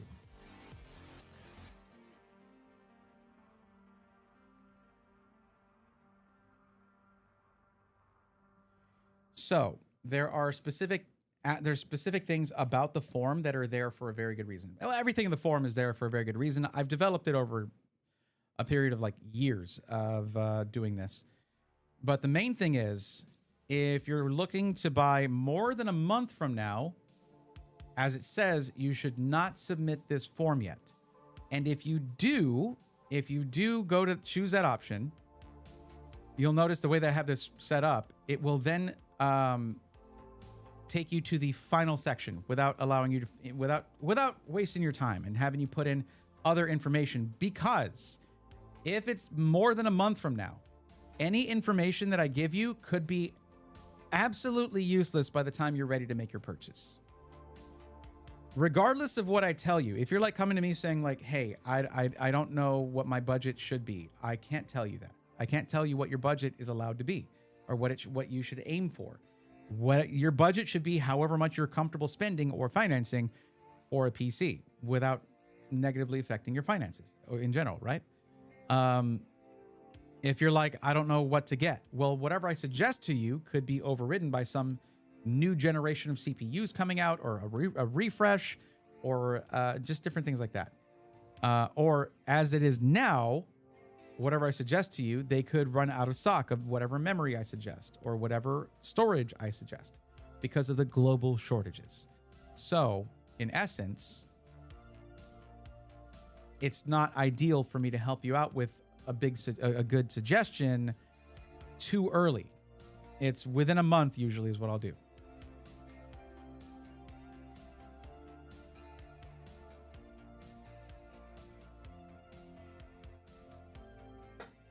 So in order to save you time, it just takes you to the end of the form, and it will reiterate at the end of the form here, like, note, if your answer to the second question brought you directly here, please do not submit your form. It is better if you get assistance within a few weeks of making your purchase. And that's just a way shorter way of saying all the stuff I just said before. It's just, this is timely information. Deals change, discounts change, availability and pricing right now absolutely is in flux, unfortunately. So it's, instead of it being like, I don't want to help right now because you're not buying right now, it's more like whatever help I give you will likely be invalid by the time you buy. And we don't want that. Even as desperate as I am to talk more about PCs in terms of helping an individual, rather than just bemoaning the entire landscape, if it won't help you out, there's not much reason to do it.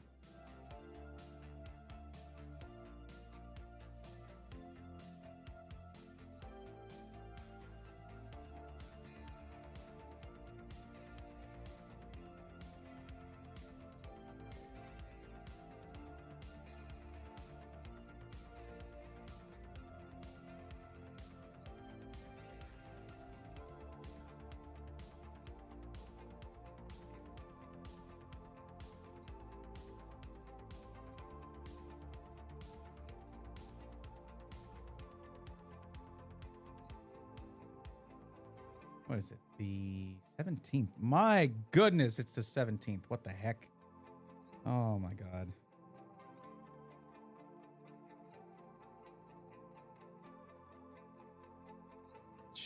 Where's this year going? I'm not ready. I'm not ready. It's too much. It's too much. It's too fast.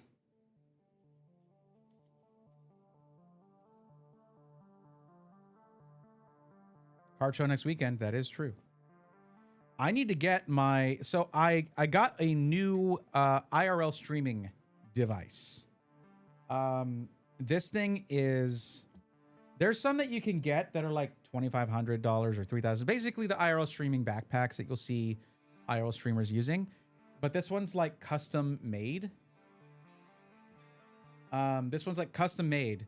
Someone custom made it for Stints Built, and Jeff wasn't using it, so he was like, hey, you want a really good option for IRL streaming that's really versatile and that can get you really consistent connection, but you don't want to pay all that? Here, I've got this one that was custom made. It's still up to date, still got all this really cool stuff to it. You can do multiple services into it, so it can have an aggregate sort of cellular connection using multiple sources, yada yada. It's all there, and you can use whatever camera you want. I'm like, all right, and I got it for a really good price. So the thing is, I didn't realize at the time how much setup is required for that. It's a lot. I wanted to use it for the pre-release little event thing, and I realized, first off, this is a pretty short event. I shouldn't IRL stream this. It's not. It's going to be like maybe an hour stream. Plus, you know, it's a little bit different from going to a card show because it's not masses of people. It's just a few dozen people. It's a little bit weirder to live stream with people that I'm going to be hanging out with for a few hours, but I just met for an hour and a half or so, but I just met. So, but for the card show though, it's going to be dope. It should give us redundant connections, though I have to sign up for those connections. Plus also can use an additional connection via a Wi-Fi hotspot and just all these different things. It's really, really cool. But it's a lot of setup. So I have work to do in that regard. El Tirador, what's going on? Welcome. Peter, this is my first time new here after I watched your video from YouTube though. Sorry. There's no reason to apologize. I'm just explaining why it showed up with a blank form. That's it. Just explaining that. It's not berating you. It's just letting you know, hey, this is why this happened. Whenever you're closer to making your purchase, let's do it again. Just come on back, fill it out, and I will point you in the right direction to the right system.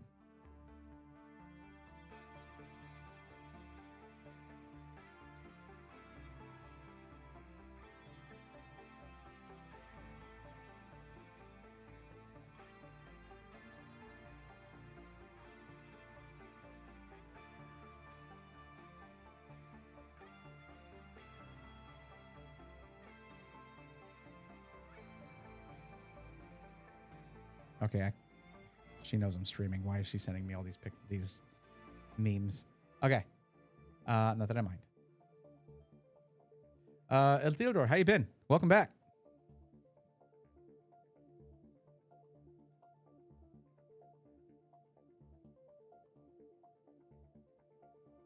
Also, like how webcam has auto move to your face. I kind of want it.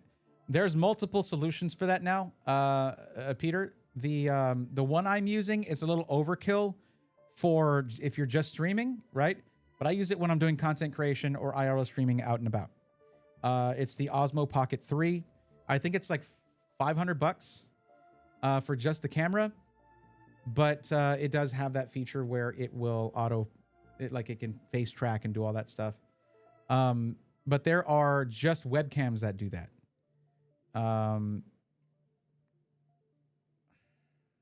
I think Insta360 has one that does it. Who else does it? OBSBot, OBSBOT, OBSBot. They have some smaller ones that are really, they're basically PTZ cameras or pan and tilt cameras. It's almost like it's on a gimbal. This has a little gimbal on it. So that's how it does that. And it's the DJI Osmo Pocket 3. That's that one. It's cool because when I'm doing this mode here, I want just a vertical webcam, right? And when I'm doing this mode right here, because I'm filming a short, I want that vertical too. This is actually a vertical webcam. Like it's getting its full resolution in vertical mode. It's very, very cool that it can do that. I can also flip it. If I flip the screen, it will go to landscape mode and I can fill the whole screen with it. But I just want it for the face cam aspect so I can move around and it keeps track of me. It does freak out though. Watch.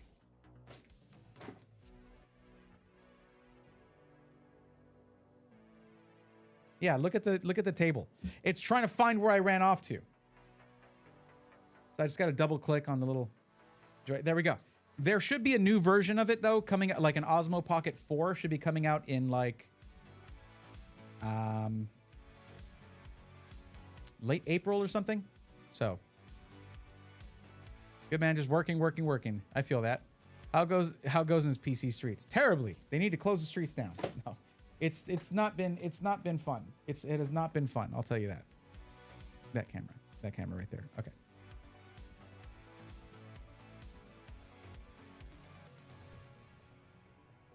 Yeah, pretty much. I literally spent like 3 streams, one after another, just ranting about it until I was just emotionally exhausted. And I was like, I need to accept that like it's a different era.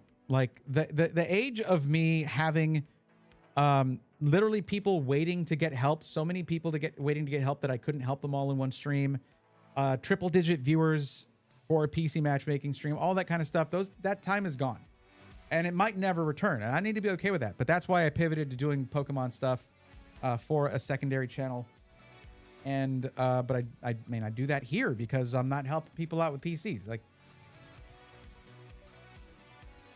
it's very different.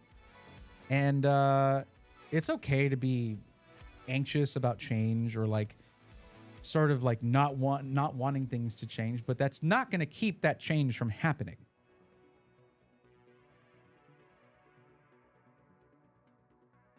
I have found out. We don't have to be happy about it, but we got to do something. And for me, it's pivoting a little bit to something else I'm interested in talking about. I'll party. I'll appreciate you done. Hey, no problem, El Tidor. Always, I loved helping with that stuff, and I will continue. Even if like someone comes in who saw my YouTube channel of some of my older videos on the tech channel thing, comes into like a stream where it literally just says Pokemon things, playing Pokemon games or whatever, and they're like, hey, I have a question about we're still gonna have the Discord. We're still gonna, and I can still answer some simple questions and stuff, and just let them know, hey, PC matchmaking stream is on this day or these days. It might be that I just do PC matchmaking on Mondays or on the Tuesday stream or whatever. If this takes off, if the Pokemon stuff takes off, and the gaming part of it and everything, don't think I forgot about the Emerald playthrough. Okay. That was fun already. It's just, it's tough on my voice. I need to make better choices when the inside jokes are being forged, being set up, I guess. Not that I do that on purpose. It's just these things happen, but that's why it was such like a mistake to do it that way. Whoever, if you know, you know. If you were there, you know. Okay.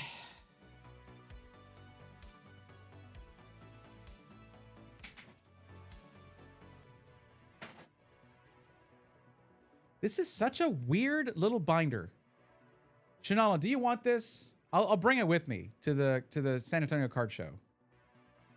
I don't know what I could do with this. It's such a weird little binder. I don't know what I'm going to do with it. I don't know. Maybe my kiddo would want it. I don't know. It is compact, at least. I just wish it closed.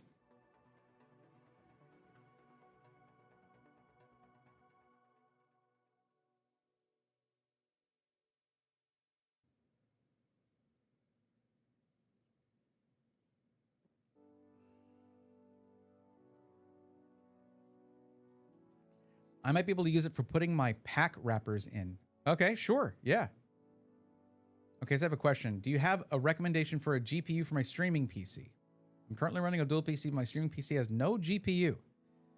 I don't know if I need to overkill. I mean, you've been streaming without a GPU? You can encode on a CPU, that's fine. But really just anything with NVENC. So you can look at like a 4060 if you wanted to, you know? Or a 3060, you know? It doesn't have to be gaming centric. Because if you look at something like a 3060, that has the same NVIDIA encoder, which is a dedicated hardware encoder, right? That doesn't put any strain on the rest of the GPU. It has the same one that the 3090 does. Okay? And if you go to the 40 series, the 4060 will have the same encoder as the 4090. Though the 4090 had dual encoders, still, the point stands. Now, the encoders, if you're looking at, say, if you're looking at, well, I want an AMD GPU in there. First off, why? This is just a streaming PC. You just want the cheapest and most solid option for an encoding GPU as you can get, right? I mean, heck, you could even go with like in Arc, in Intel Arc GPU. Those have AV1 encoding. But anyways, I mean, honestly, something like a 3060, 4060 is fine. Even 5060, if you want to spend more for no reason, you could do that. But the 5060 is going to have DLSS 5. Yeah, that doesn't matter. The encoding is what matters. Now, the 5060 would have the 9th gen NVENC, which is an upgrade over 8th gen. That is in the 40 series, but I don't know.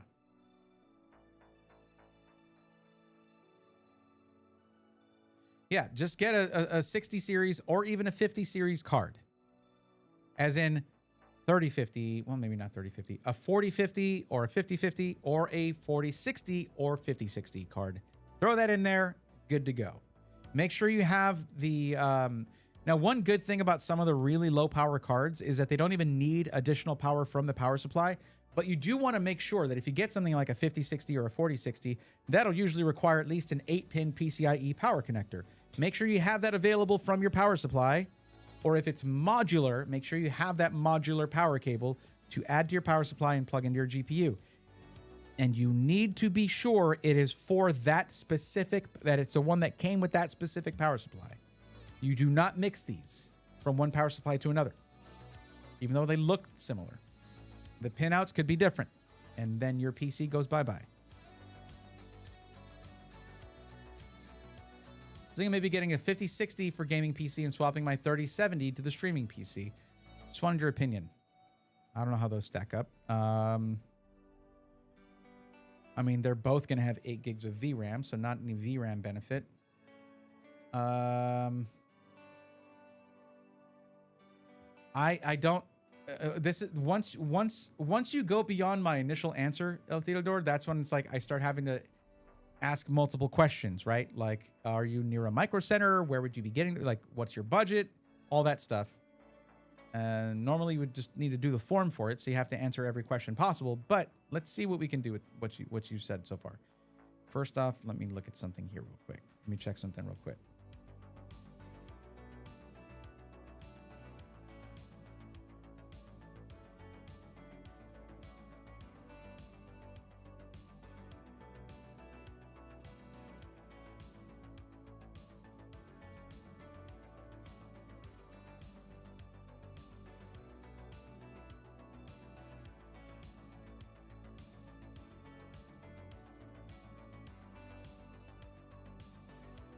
What happened to these? They used to be so good. Okay, there it is. No, it doesn't have 30 series. Oh, this. Okay, sure. Let's just go here. This is just a... This is comparing GPU generational performance at 1440p Ultra, but it's sort of mixed. So, like, here's a 3070, right? The 3070 was already being encroached upon by the 4060 Ti and 4060 Ti 16 gig, right? It's about matched with that. But this doesn't include 50 series. So if we look at the 4060 Ti 16 gig, the 5060 is lower performance than that, meaning since it's going to be about the same performance in terms of rasterized, as in no DLSS, performance at 1440p, if not a little bit lower. The 5060 is not the option for you there. That's not the one you want. I wish these charts were combined, and I imagine you have frames of reference. It could probably be done, but Tom's Hardware just decided to take so much of their previous research and just dump it, and I don't know why. Draw Curiosity, what's up? Welcome. Hello, hello.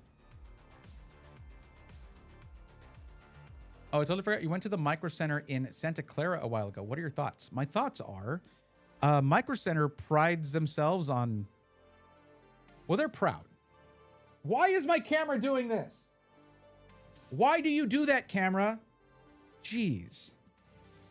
Somebody tell on this camera to DJI, please. Okay. I'm sorry you had to see that, everybody.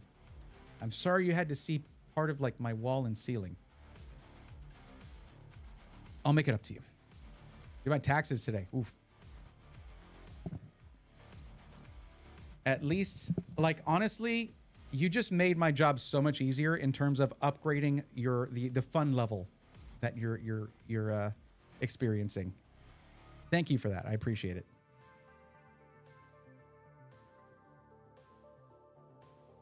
Low pressure. That's what I want. Okay. So this is like a chart that just like stacks everything up. It's just a stack, right? But it doesn't have 30 series in it. Why do they do this to me? Because this isn't Braithorn's hardware. This is Tom's hardware. Okay. So you're on a 3070.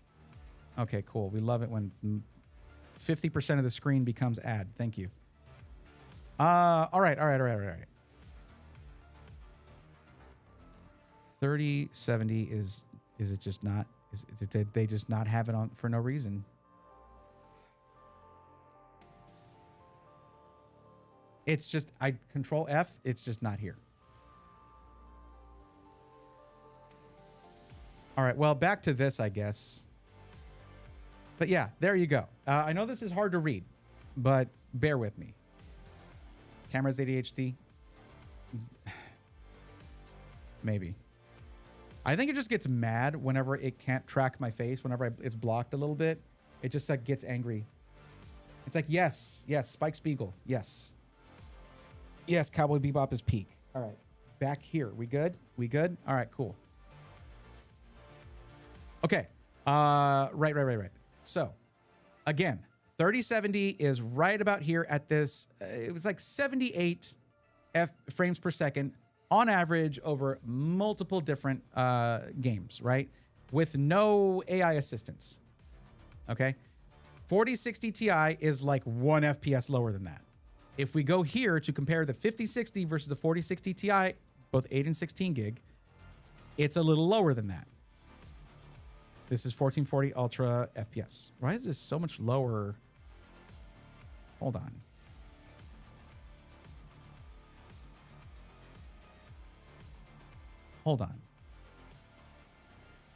Wait. Hold the phone. 4060 Ti 8 gig and 4060 Ti 16 gig. Right? Are you with me? Are you with me here? Just under 80 FPS.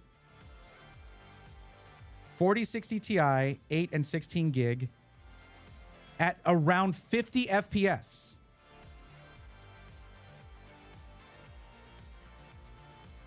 This is GPU generational performance. It doesn't say the same thing on it, but that's why we don't like vague charts. Tom's Hardware, why do you do this to me so? Oh my God, that is so frustrating.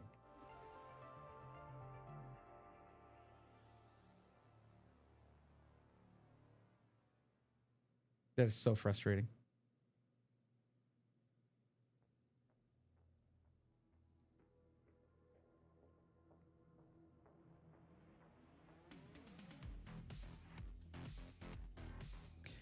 Don't you ever just feel like you want to just disappear?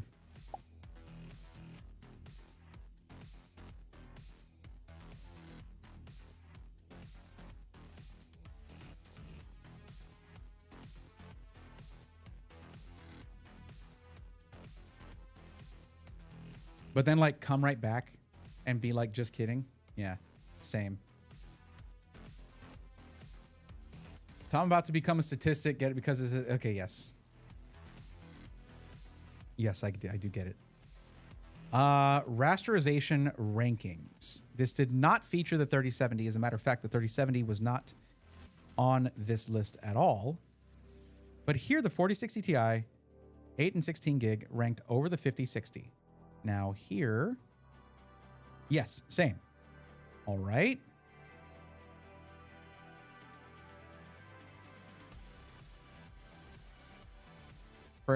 No, I do have ducking on. Okay, good.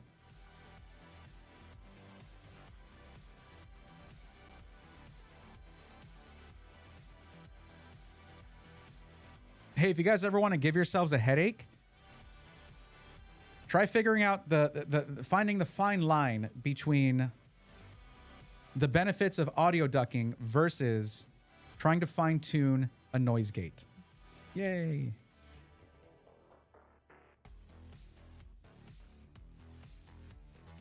Rasterization performance 1080p medium. Okay, this is more relevant. This is not encoding performance, right? Again, the encoders are encoding. They don't have anything to do with, but I'm trying to rank these things. Now, the 5060, probably a good decision for you because you have 9th gen NVENC in there. So I think I can sign off on that. Just understand, it's not your gaming PC, right? But no, it is for your gaming PC. Oh no. Okay. God, I got all flipped around. What you're saying is you're considering swapping out the 3070 in your gaming PC to put the 3070 in your dedicated streaming PC and put a 5060 in your gaming PC. The 5060 will not be much of an upgrade in terms of graphical performance. It's not the upgrade you think it might be. Just because you're going from 3070 to 5060, they did not make big leaps in performance. Just pure hardware wise, the only benefits you're getting are from more modern DLSS. And the thing is that 5060 would probably be better off in your streaming PC because it has a much more up-to-date encoder, which is what that PC's job is. As the streaming PC, it is to encode. So, if your goal is to upgrade your gaming PC, consider something like a 9070 XT. Unless you know you're going to be playing primarily heavily ray traced AAA titles, even then the 9070 XT is pretty good. But if your resolution, if your monitor resolution for your gaming monitor is 1080p or 1440p, 9070 XT is the way to go.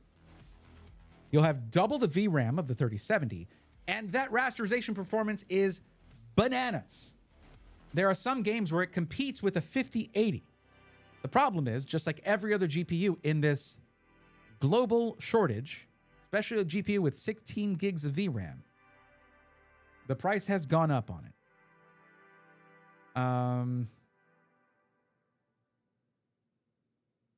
Yeah. What else is new, right?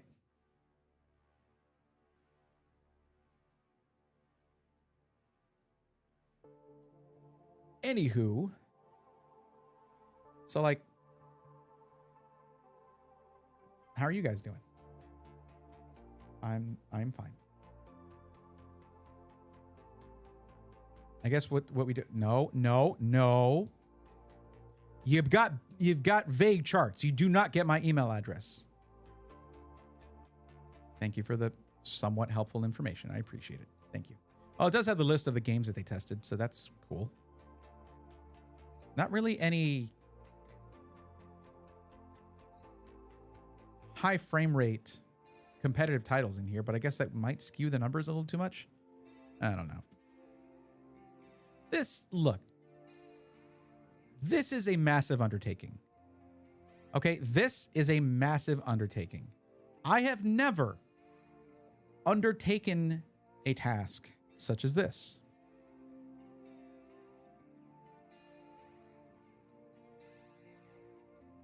Oh man, the 7900 GRE was such an absolute banger. I missed that market. Yup, man, we had it good. Let me just look at some prices real quick.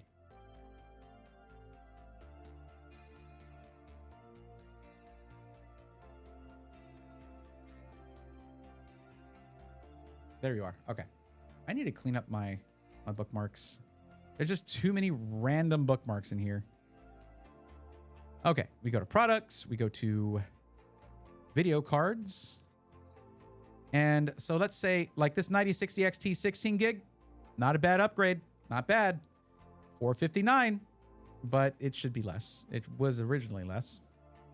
But let's say we're looking at the 9070 XT and the 9060 XT. First off, if you're going to start looking at the 9060 XT, you make sure you get the 16 gig version. You at least get that VRAM boost, okay? If your goal is high performance 1080p 9060 XT, though the 9060 XT 16 gig can game at 1440p, you'll be better off with the 9070 XT at that point if you can find it for a decent price. That is the caveat, as always.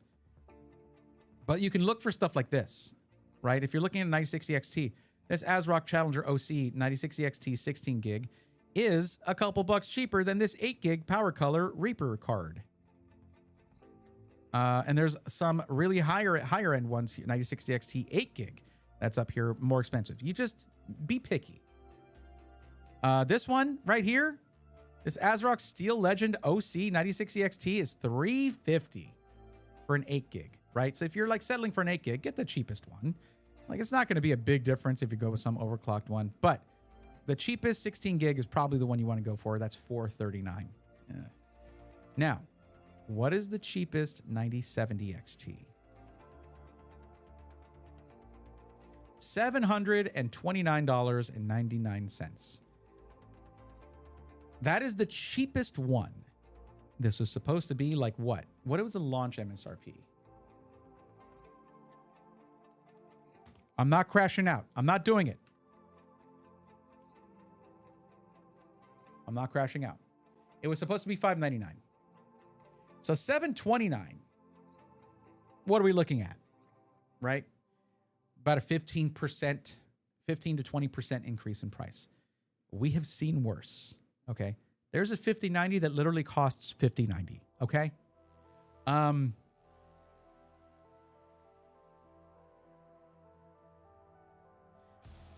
mean, if one thing I'll say, if you're going to already spend $730, add 20 bucks more and get this absolute work of art. The Yeston Sakura. I want this GPU so bad. They have it. They have it at PC World. They've got it at PC World. I was so close to asking Adam for that GPU, but they like to use it in their builds, in their live stream builds. I can't do that. I can't do that. But this is the one that actually comes with it's scented. There's a scented GPU. I don't think you have to use the scent though. I think that's optional. But what a gorgeous piece of technology right there. Yeston makes some of the coolest stuff. They do. They do.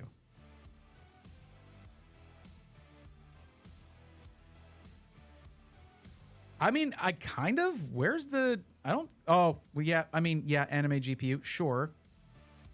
Okay, whatever, just vertically mount it. You know, if you got a problem with it, I don't have a problem with it. It's fine. Because of the fact that it could color match some really cool builds. But yeah, I saw the 7800 XT of the Sakura. Nice. Oh, I definitely want the scent. I smelled it. I did smell it. It's fine. It's fine, I guess. It is fine.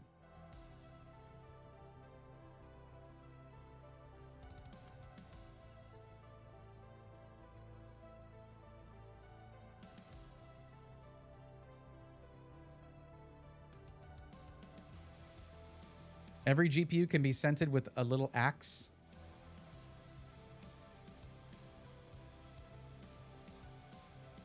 No, I won't time you out for that. You're fine.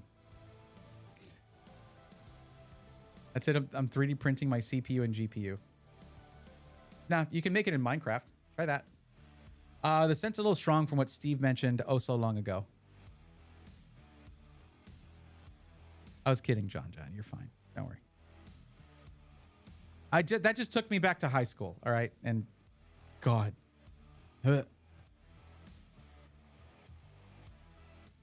If you can have too much of a good thing, stop it, camera. Come on. All right. I'm just saying, if you can have too much of a good thing, you can definitely have too much of a meh thing. That's for sure. Why does my camera keep doing this? I don't understand. I don't get it, but whatever. Oh, this does look kind of dark now that I see it. Here.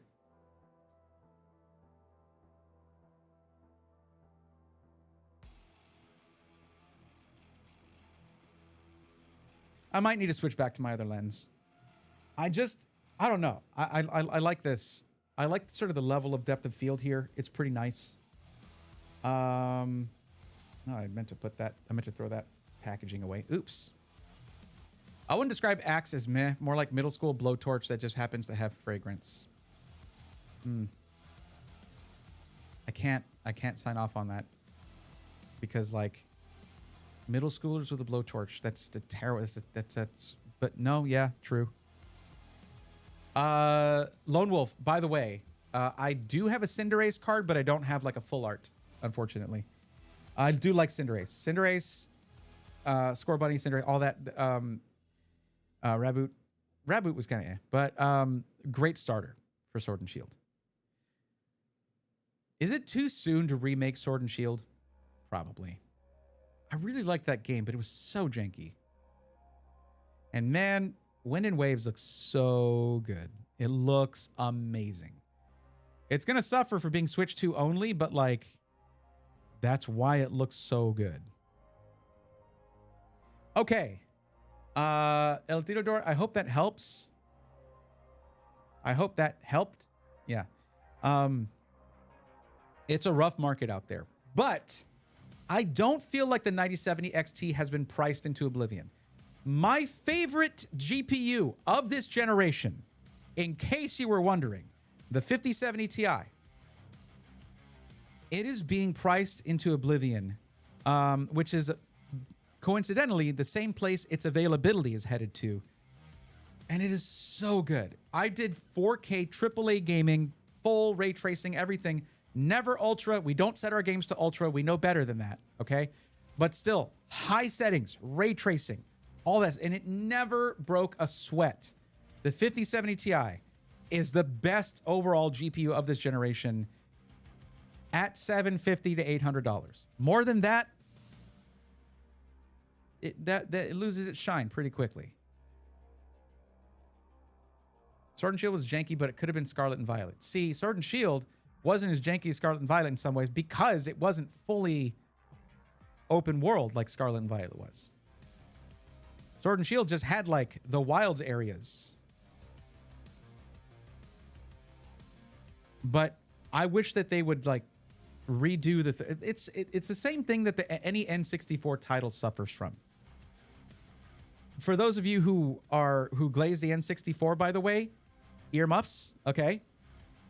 The N64 did not it aged like milk in the desert. It sucks now. Like I can't play N64 titles. I can't.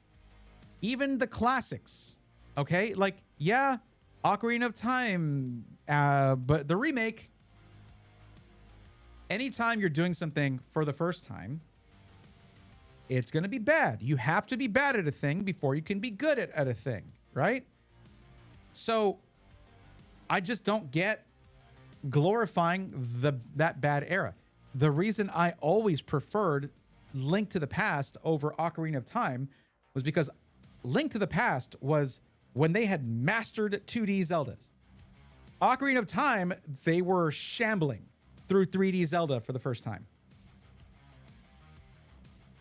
I have to wonder if like the dev team for Ocarina of Time like cringes at the fact that so many people still play that game. They're like, play one of the newer ones, please. This wasn't, the controls are bad and the Link looks weird and his nose is like, what's with his nose? And if you just move the camera, it's just clipping and there's just so many, but people love speedrunning those games because of how ungodly glitchy they are. That is not a compliment to those games. I love black and white. Is that a bad take? I mean, no, that's like before they started to really push into 3D for Pokemon. Like 3DS kind of 3D, right? But no, I don't mean even 3DS for kind of 3D with the weird thing. I mean like as in 3D modeling or whatever. It was that we had amazing pixel art and stuff in there. I didn't play black and white, so I might be incorrect in my assessment there. But it's going to be part of what I do. I'm fairly certain there are some ROM hacks based off of special versions of black and white out there that would be really fun to play. But no, a lot of people like black and white, from what I understand. What is your current favorite streaming GPU overall? Only considering raw performance. Panther 5070 Ti. It's the cheapest you can get a dual encoder with the 9th gen NVENC. That's it. It's expensive. My budget was about $1,000, so that will work out. Nice. See, that would have been good to know. It would have been good to know the budget. This is why it's part of the forum. But I got you. Black and White and Black and White 2 were my favorite gens before 9 came out. See, the thing is, like, I put probably the most time into Scarlet and Violet so far, even though I really loved Sword and Shield. I mastered all 3 Pokédexes for Scarlet and Violet. I didn't come close to mastering the Pokédex for Sword and Shield. Definitely not for BDSP, Brilliant Diamond and Shining Pearl. Those were janky games. I think Nintendo's Game Freak is getting better about remakes. Hey, how about this? Yeah? What do we think? I think yes.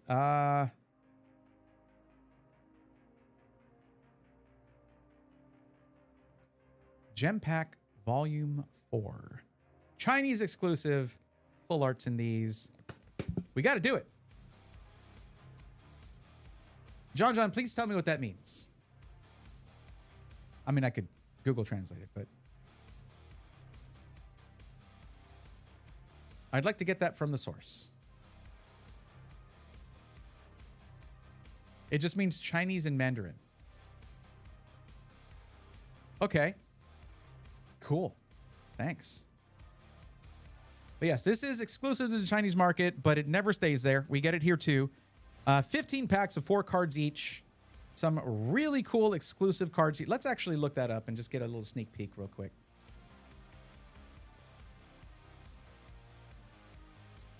I'm hungry. I should have eaten before stream. I don't eat. I try to wait until after stream because Ari, my girlfriend, gets out of work at midnight. So I try to wait to eat till then, but it's terrible. It's terrible for our health to do that. She doesn't really get a solid lunch break there. So I don't want her to eat alone. But that does mean some hungry streams. That does happen. Okay, let me see here.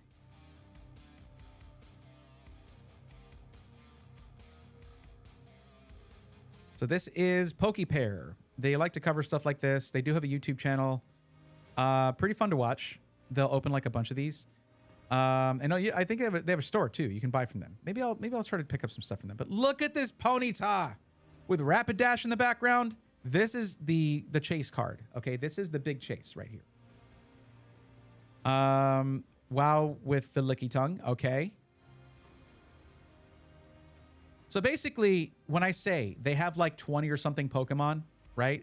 But with like 6 it's actually 7 rarities for each one. It's kind of crazy. I love this EV card. Guys, we're basically supposed to be guaranteed a gem rare, which is a new rarity for these gem pack volumes. This EV would go off. This Pinsir is awesome. This is a Licky Tongue card. The Ponyta and Rapidash. Okay, it's kind of a cute Licky Tongue card. Okay, you can't really get mad at Licky Tongue for being like, that's like someone being like, you knew what this was. You knew what you were signing up for. This Paldean Wooper though. That is so cute. I'm not sure. Not my favorite. Wait. Okay, there's some of these that are not exclusive to the Chinese market. For example, where I just had this.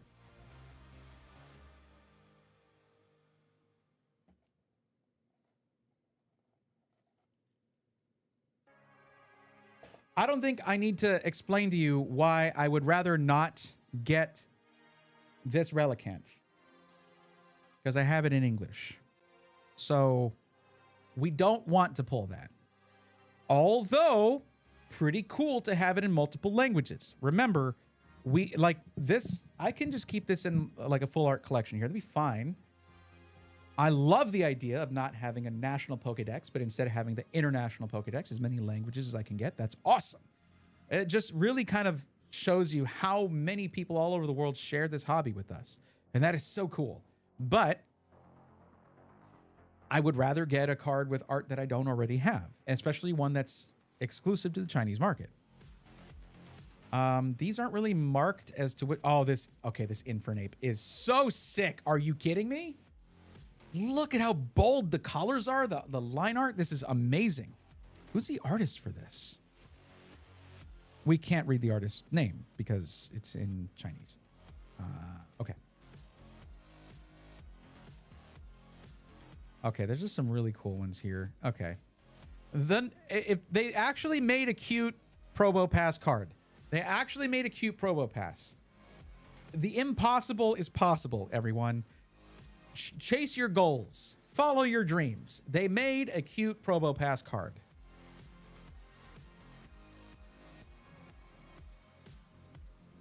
Okay. Well, oh my God. Okay, there's so many good ones. Look at the Excadrill. I love it. Man. And there's a Yukam. I could get a gem stamped Yukamori. That is so cool.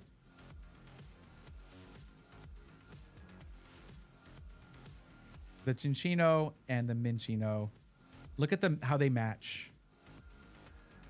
Is it Cinccino or... I never have had that right. I've never got... Okay, the Deerling. Okay, look at these matching cards, okay?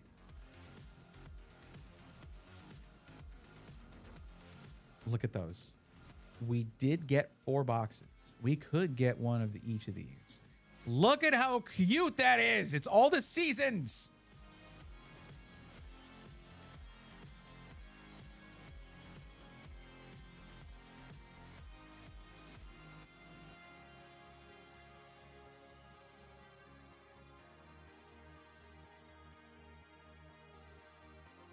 I have this in English. I don't want to pull this. I have this, I think, in 2 languages already. I don't want another.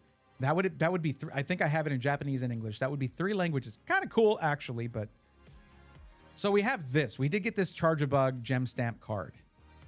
But, like... Okay, that is a little... That's a little bit Uncanny Valley. Am I crazy?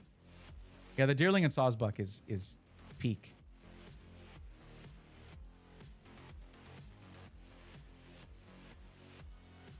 Okay, there's so many. I have this in English. I do not want another. Okay, even though I do kind of like the fact that it's like a John K style. You know, the Ren and Stimpy artist, Ren and Stimpy guy. It is kind of that style in a way. I don't know if that's just me, but I kind of feel that. I also have this as a promo card. I do not want to pull this, but I'm going to like whatever I get, probably. It'll be fine. But I just got this as a promo card from the... right here. Again, right here. Nope. You're going to look at what I show you. There you go. I have it in English as a promo card. Like, I don't want another. It's not my favorite Fluttermane card because it doesn't heavily feature the Pokemon. It's just kind of like giving you side-eye. What's the deal? I don't usually have a chase where I'm like, oh, the Snom is kind of nice, but it's Snom. It is Snom.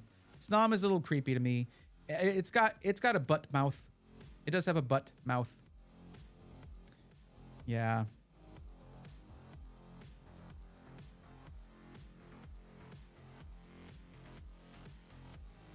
That's pretty cool.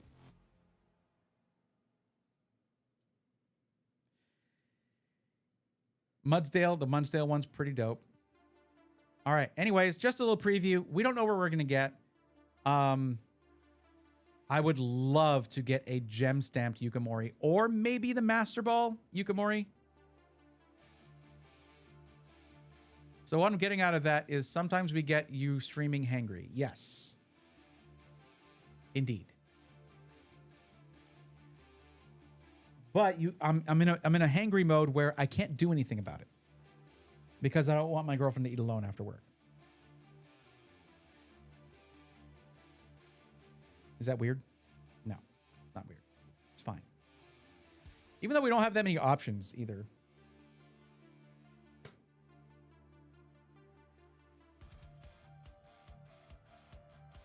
1 second, please.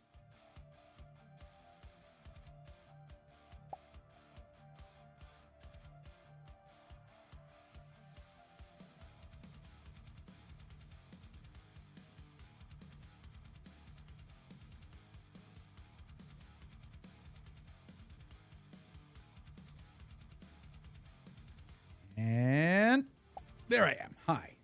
Can you have a snack? I probably could. I should probably do something like, I don't know. Are there, I haven't been keeping up with this because I'm just getting back into like working out. But are there good like protein or meal bars right now? Like what's the best that actually isn't misery to eat and is somewhat healthy? Who's got the info on that?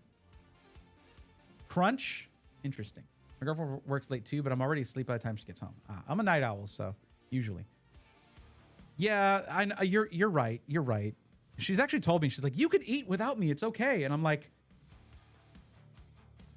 I hear you. I appreciate you. But like, it's just a nice time for us to eat together. You know, it's nice. Partner's Quest. I like having protein shakes from Partner's Quest. Okay. Yeah, I've heard of Quest. I haven't heard of Crunch though. Not weird. Understand why you do it. I would do the same. Yeah. Let me tell you guys, there is no more fun combo than having chronic fatigue syndrome as a night owl. Oh boy. And trying to live in the world that is not built for night owls. I'll tell you. Also, you can be present with her while she eats or have more food then. Yeah, that's something that we've thought of doing. By the way, guys, do yourselves a favor if you want to hang out in a delightful stream or check out an awesome YouTube channel.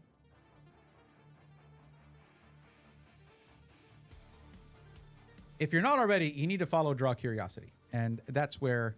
Oh, you're playing Pokopia? Yeah, we've been playing it. It's a lot of fun. It's pretty fun. That game is deceptively massive. Like there's so much to find.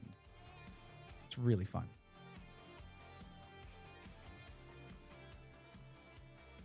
Yeah, please follow Draw Curiosity and go hang out. I can't. The thing is, I don't have the ability to hang out in streams as much as I would like to, but I can certainly encourage others to do so.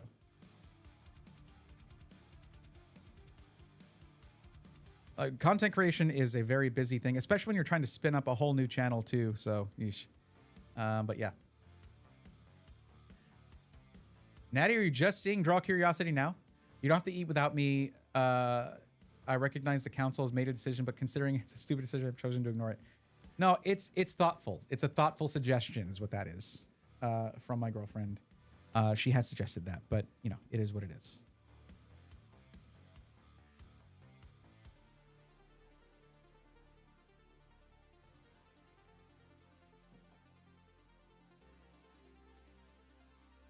Okay.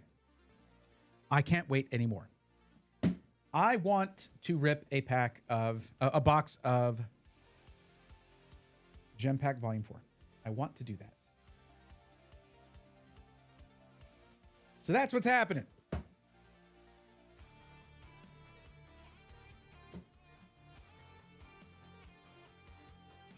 After that, we'll do something else.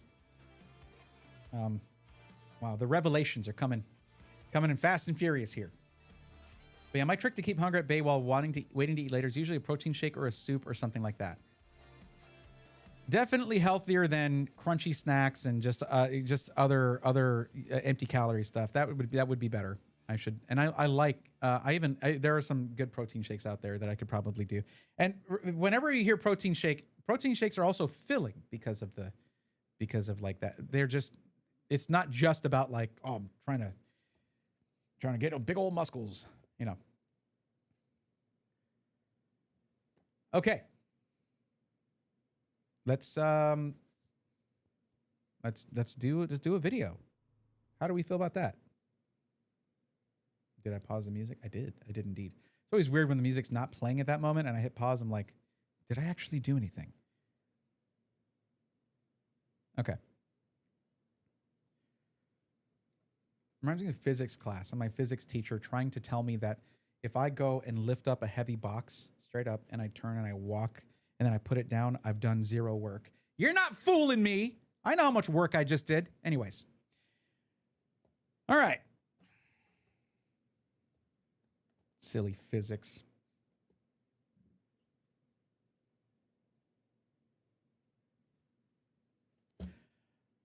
Let's do that. Okay, let's do it.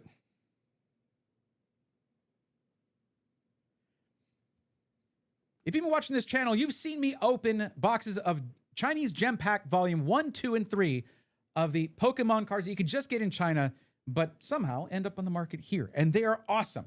You get only, I don't know, maybe 20 or so Pokemon in there, but there's like 7 different rarities of each one. So it can be really cool for sort of dressing up a Pokédex or just getting a lot of really shiny, glowy cards. It's really cool. But it is now time for Gem Pack Volume 4. And I'm really excited. There's some amazing artworks in these. And I have 4 of these boxes. We're doing one right now, but get subscribed or hit follow so you don't miss the other ones. Let's get into this one right about now. Okay, well, it's not super consistent with that one, but hey, there we go.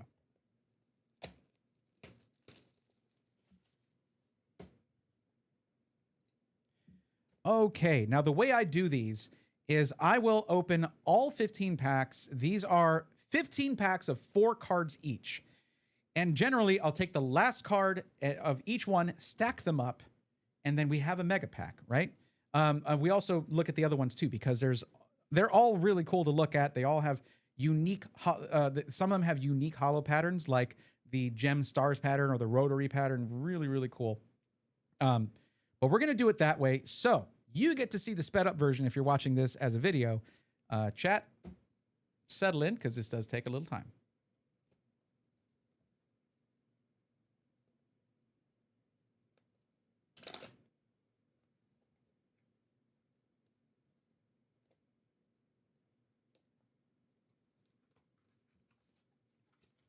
Here we go. 15 packs of goodness right there. So yeah, this part gets like way sped up in the videos. But y'all get to hang out with me and we get to listen to, we turn the music back on and just hang out.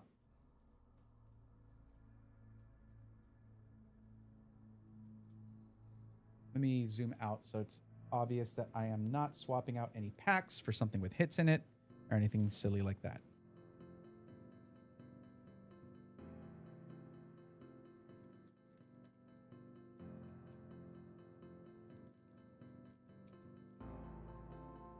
And yes, these are fine to do 2 at a time.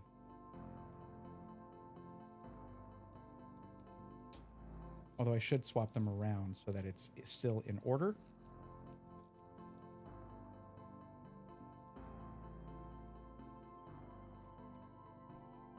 These packs are kind of long as compared to the cards, so there's a lot of space to cut it. Save time and make sure that you're not cutting the cards themselves.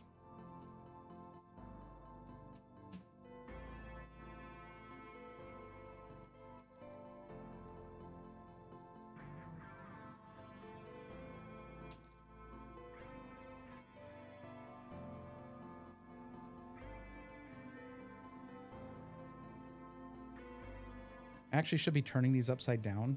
Hold on a second. Let's do that. Sorry. That's just to keep them in order, that the order that they were in the box. That's all I'm doing. Without having to like shuffle them around, I guess. I totally confused myself. How it would actually be like this. Bam, bam. This is going to be the weirdest looking, like sped up footage ever because I'm like shuffling them around. I'm doing this a little differently than I've done Gem Pack. Well, am I? Am I really? Kind of not really, but kind of sort of.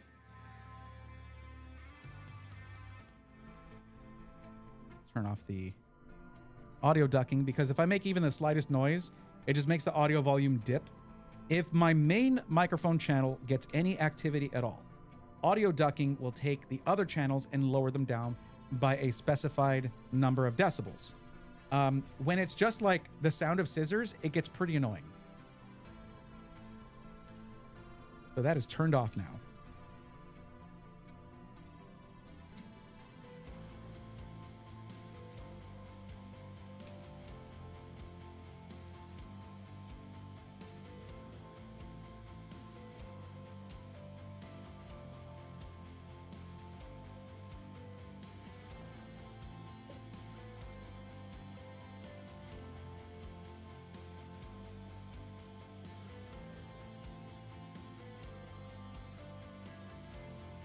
Let's do it sideways again.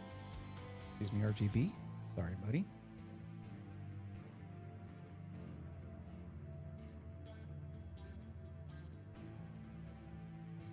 It is very cool in these gem packs to do it this way because when you get to those final 15 cards, it's like Master Ball, Gem Stamp, Master Ball, Full Art. It's really, really cool.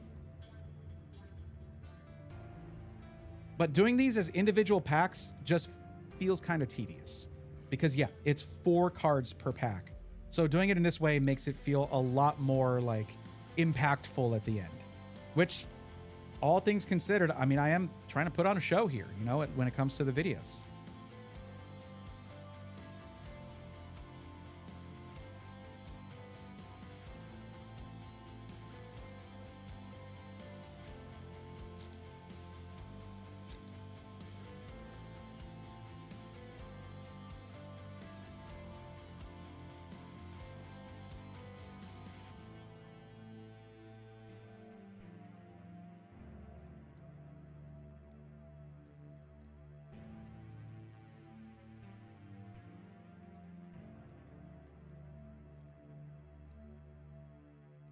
Almost done. There's a lot of these. I'm sorry.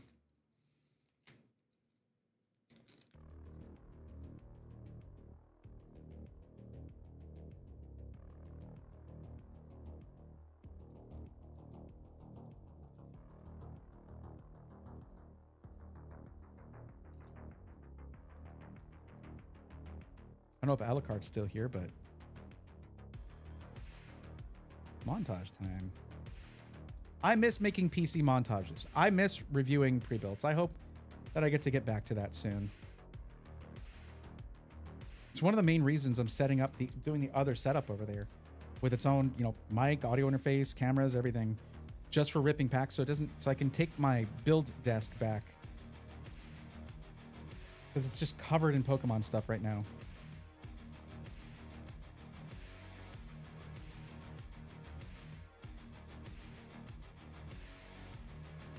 One left. There we go. Arxai, thank you for that. What's up, Shackle? How's it going?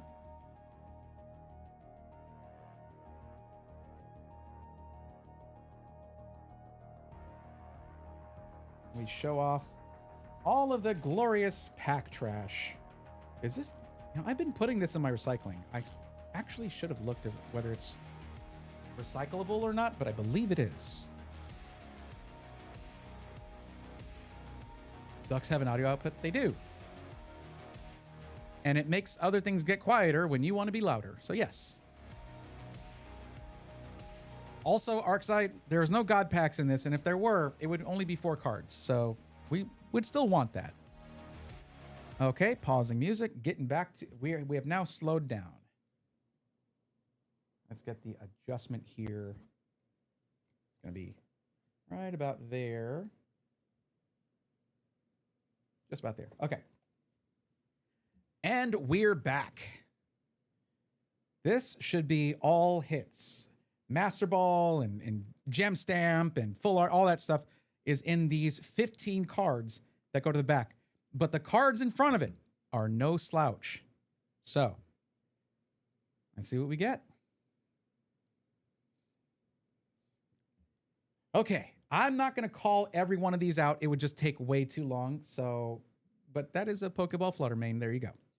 Just every single one of these. You're going to want to have a lot of penny sleeves for these. Look at that. Oh my goodness. The Rotary Hollow Yukimori clay card. That is model clay, by the way. Almost every generation or set of Pokemon cards has a Yukimori card in it. And I love them. This is going to be great. I can't believe there's a Yukimori card in this one. I can't wait to add that to. Okay, we got the Licky Tongue, Excadrill. This is called a Reverse Hollow Energy because it's the energy that Excadrill would use. And this is Pokeball Licky Tongue. I'm not going through all of them. There's just too many. The Gem Stars Hollow is crazy. Litten card. I should actually.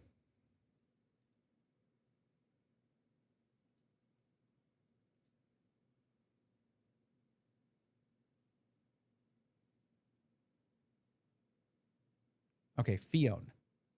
I always mix up Manphy and Fion. Okay. The Gem Stars Fion. How do you read what you're supposed to do with this card? You can't. But it's also not legal for play in the US for tournaments, so I guess it doesn't matter all that much. Okay, Pokeball Frostlass, Probopass, Energy. How do I keep? Hold on. Relicanth. I keep forgetting the name of Relicanth. It's called the Audio Quack. It's about they've been discontinued from so many devices. I wish they still had it on Mac PC. Does Mac still use the quack sound? Does Apple still use the quack sound when you make a mistake? I mean, that was a long time ago, but still. Got the Rotary. The Rotary Hollows on these it's just crazy work.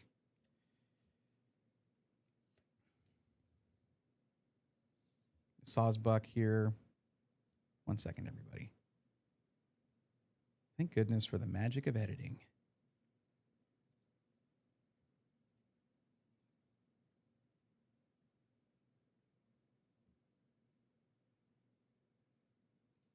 Okay. Sawsbuck. We had the Pokeball Cutie Fly before. Rotary Pinsir. Infernape. Pokeball Infernape. Okay. All right. Helioptile. Wait, is it Helioptile or Heliolisk? I always swap in my mind. I swap Helioptile and Heliolisk all the time. And again, when you're opening Pokemon cards in a different language, it is like flashcards. Like this, you will be like questioning your knowledge of Pokemon because you'll be like, oh, that one was, oh, geez, there's 1,025 of these things. Okay. Okay. And this is a video that I'm putting out. I can benefit myself, make myself look a little smarter. Heliolisk. There you go. Thank you. Energy, Reverse Hollow Heliolisk. We got Snom. So many. Okay, we're going to speed this up a little bit. You're going to see a lot of repeats, but with different hollow patterns. The Eevee is super cute. All right.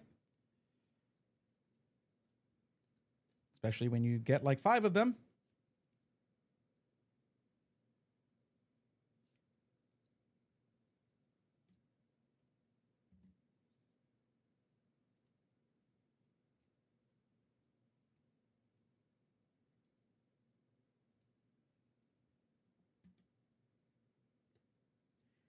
Okay, Infernape. Cramorant there, which I didn't know about Cramorant's special ability until I saw it aimed at me, by the way, and it was a low health version, meaning Cramorant does dive and then comes up with a wriggling Pikachu in its craw, just like, and then it spits it at you. And I was forever changed. Paldean Wooper is just the epitome of cuteness, and I think we all know that. And Deerling too, but There's Ponyta. You're the horse and all that. Another Fion.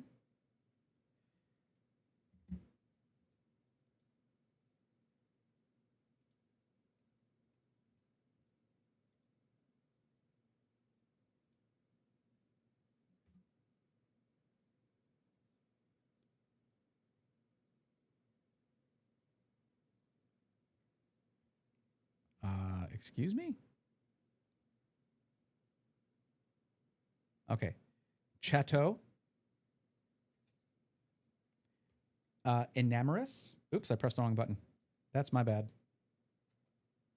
There we go. Enamorous. All right, I got the full art for that. I hope I don't get another one. Charge a Bug. We got Charge a Bug there. We have Snom.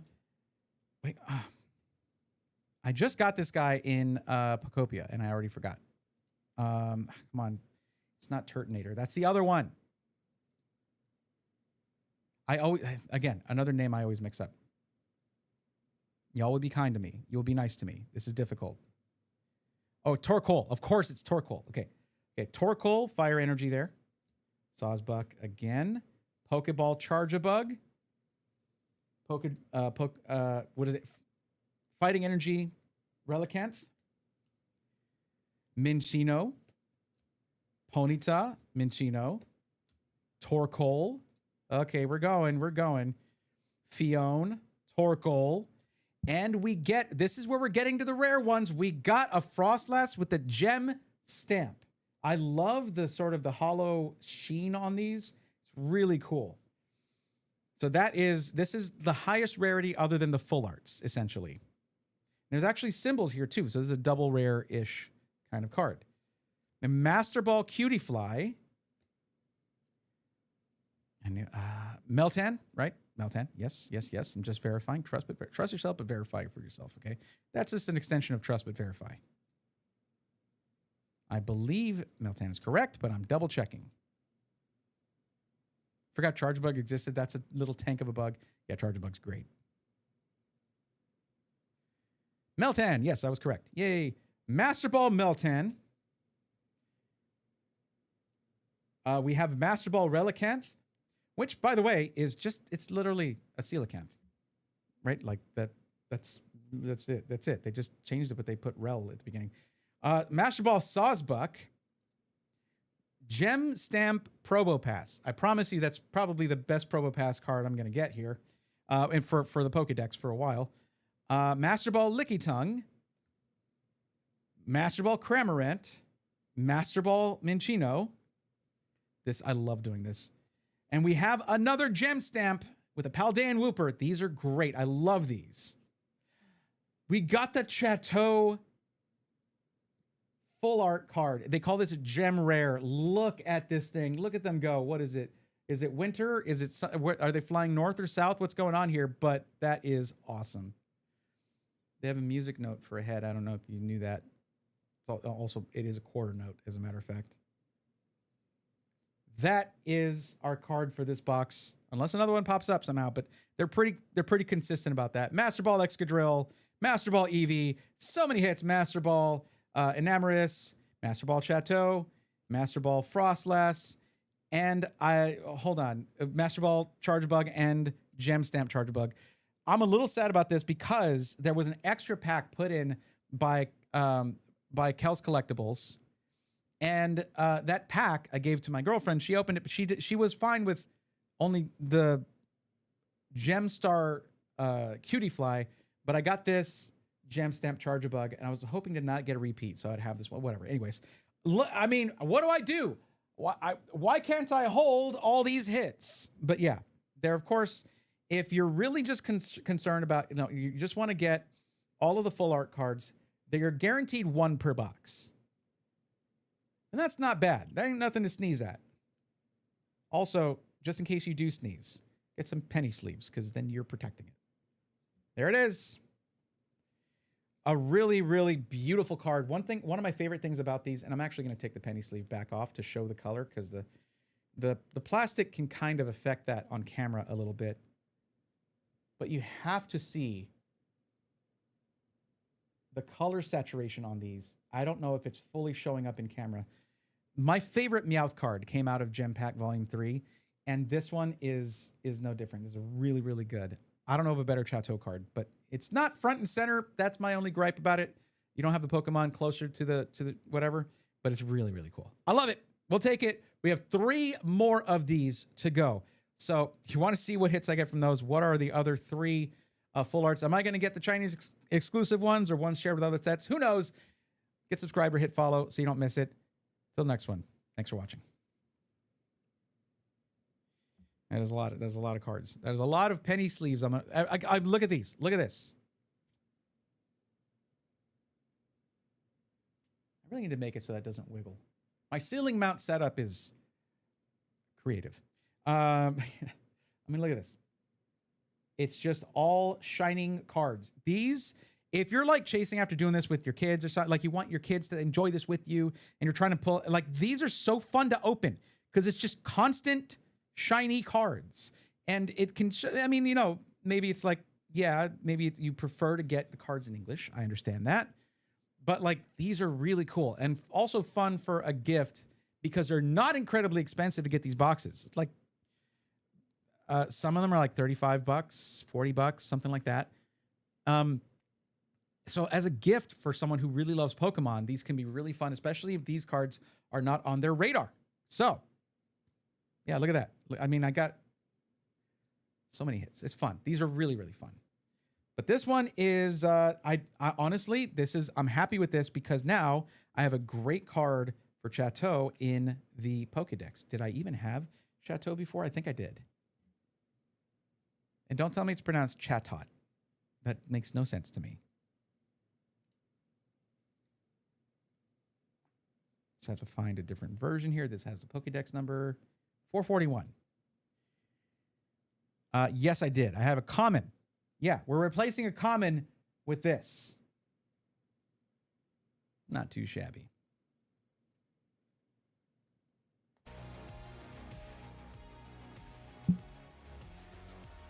Okay, let's get these. I'm just going to sleeve the ones that are like Master Ball or Gem Stamp. It'll take me a minute. Talk amongst yourselves. I do need to check if that is a Chinese exclusive card. I actually don't know. Let me see.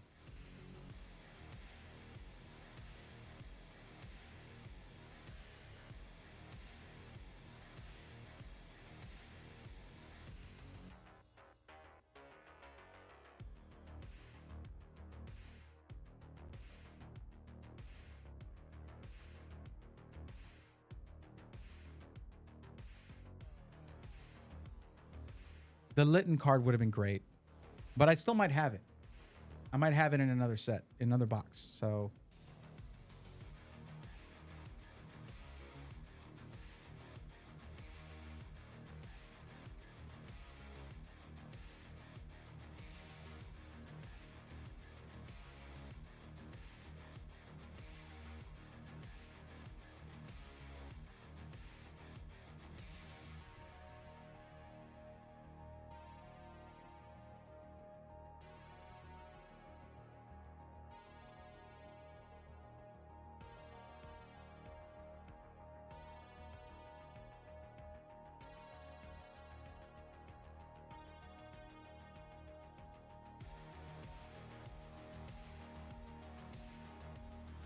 sorry, I'm just reading up here.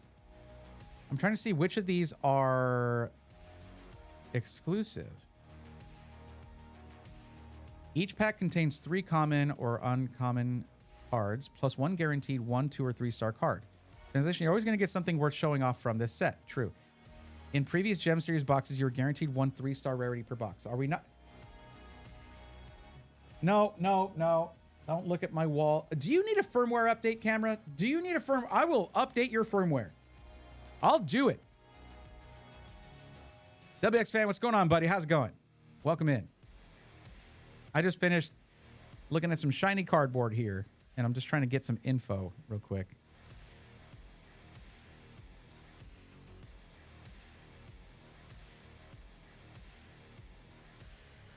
It doesn't say which are exclusive to the Chinese market, though.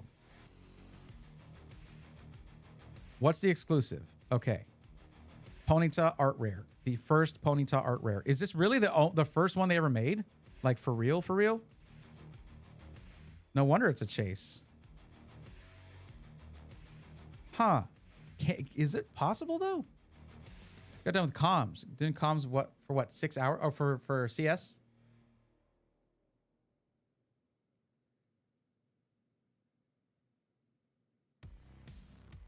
I did encounter a car earlier whose horn sounded like a quack. Not sure if it was a mod or not, but it was cute and effective. Nice. It's probably. Unless, I think, can you change the sound of your horn in like a Tesla? I don't even know.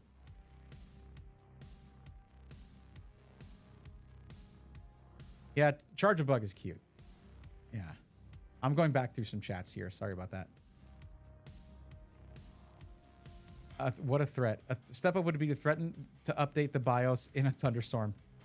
That's a I know I say this a lot. That's a good, sounds like a good way to have a bad time, and I'm not about it. Well, I have battery of UPS, so I'd be fine, but that's living on the edge. Yo, John, thanks for hanging out. I appreciate it. See you in the next one. I've got to sleeve a bunch of cards here just because, well, I don't know. It's absolutely crazy, though, when you're done sleeving, because you just have a massive stack of sleeved cards if you sleeve everything that has any shine to it, which is a little bit excessive, I'll be honest. Yeah. So what do you think, WX? What do we think? This is without the matching arm, of course, and this is not the exact XLR cable that comes with that kit, but I think it sounds really good. The preset that they have for Rode in the Rode device for this Rode microphone is really nice. I like it a lot. That includes compression and all the good stuff. I usually do things myself though, so it's a little weird entrusting my voice to something that is a preset, but I'm not disappointed so far. John Paul, welcome. How you doing?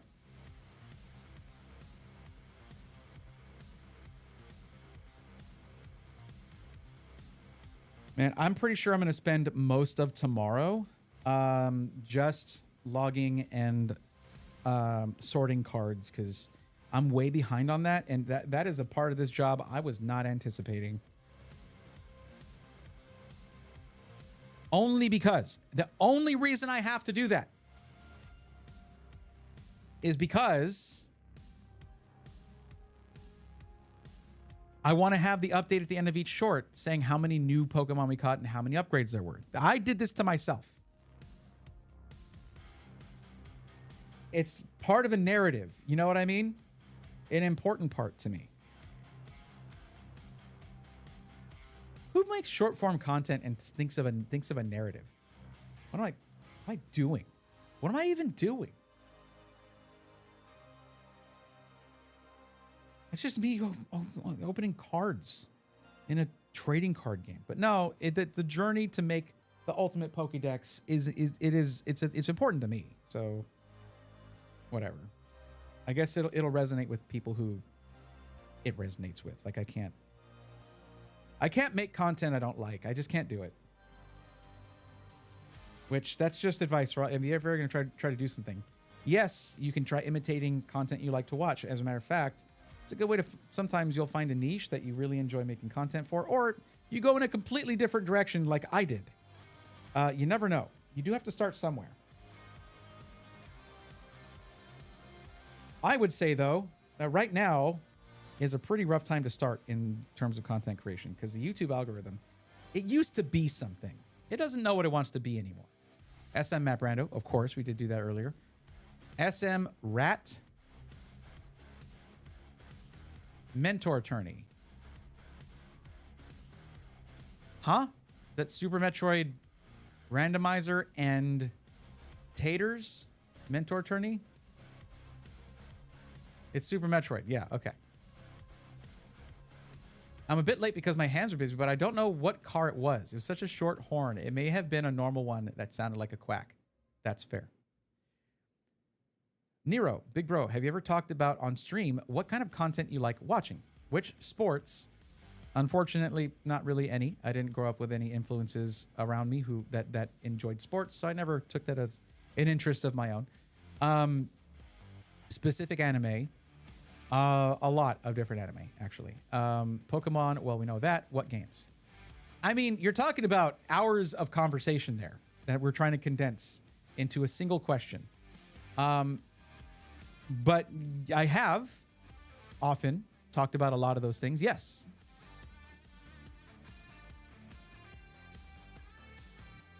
It's basic logic and uses the vary randomizer. Okay. So it's only things you need to know are wall jumps, IBJs, and full charge shine sparks. On Speedrunners Arena. Oh, okay. Neat.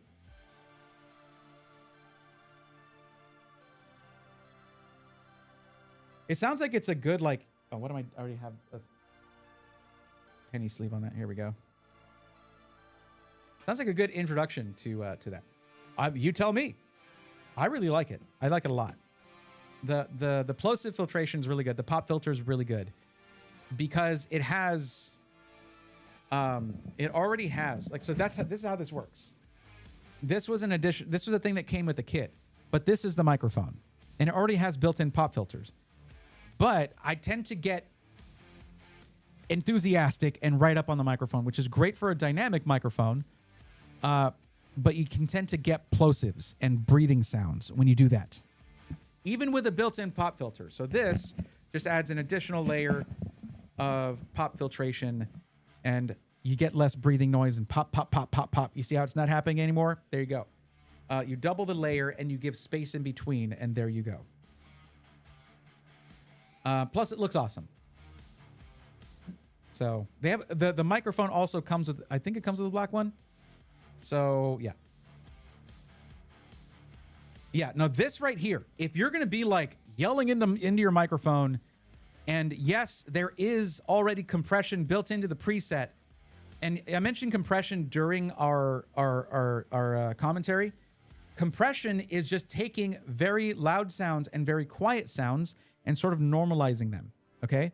So if I move away from the microphone, it's doing its best right now to give you a level amount of audio there.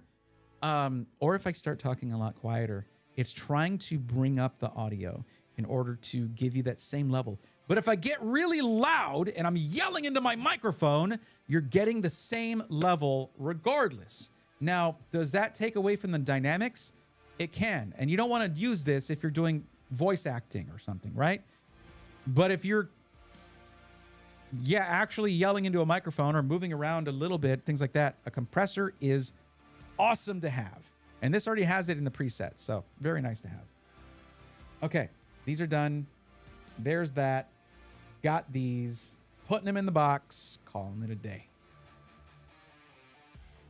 I was told dynamic mics are what are needed for voiceovers. And yes, you can use a dynamic mic for voiceover. I'm talking about compression, not dynamic microphones versus condenser microphones. Condenser is probably what you're thinking. A condenser microphone is a lot more sensitive and catches more of the range of frequencies in the voice. As an example, CDawg VA uses a very expensive Neumann condenser microphone because he wants to do the low voice things and all, and that's also, if you really get into voice act, like if you get a condenser microphone, you better do acoustic treatment in your space.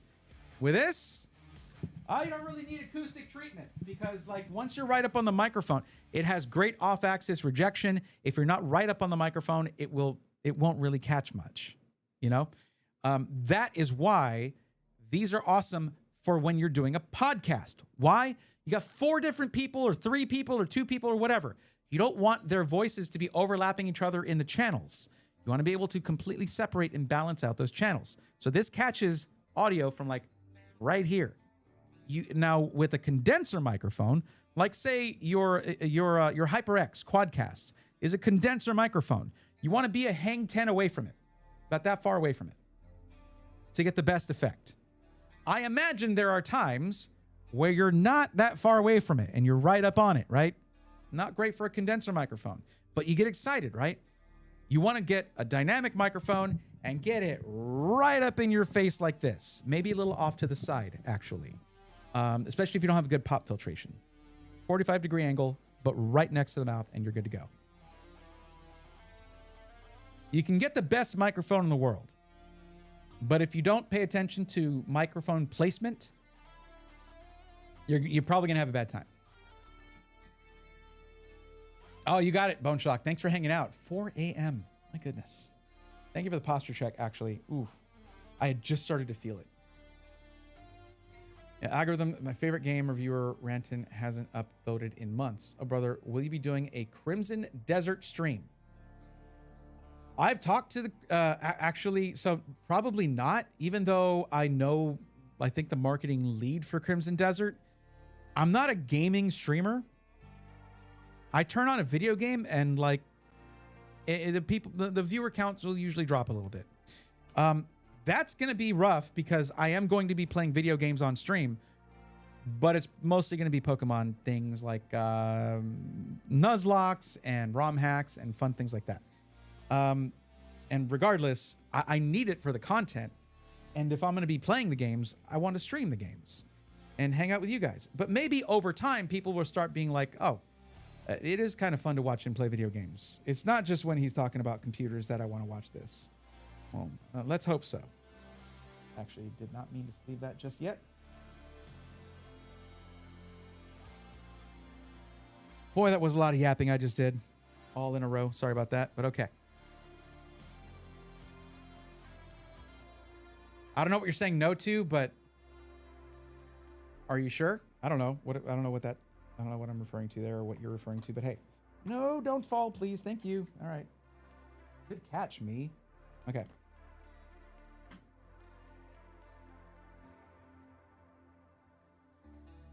Okay.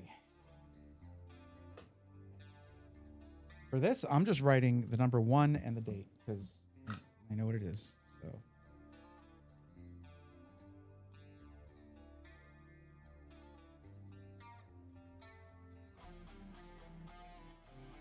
This whole month disappeared because 2 weeks of it were spent with me kind of immobilized, not really immobilized, but like just useless. And that's not fun. I'll tell you. Me being loud close to my mic. Yeah. So I was trying to tell everybody like, hey, whatever you're getting, like whatever you think, whatever you perceive whenever I yell or WX yells, it's not actually louder. The audio is normalized and compressed through Twitch. It's not louder. I use the effects so it seemed louder, but it's not louder. But yeah, I don't know that I'll be doing a Crimson Desert stream. It's just not, I mean, like, it looks like an awesome game, and I got to talk to the team a little bit, or at least the one of the main guys on the team over at CES. He was hanging out in the AMD booth, the AMD experience over there, and I knew him from Razer when he was at Razer before. Really cool guy, Will, really cool guy, but I'm not really the kind of content creator that they would like have do that. So loud noises. Hold on. What have I got?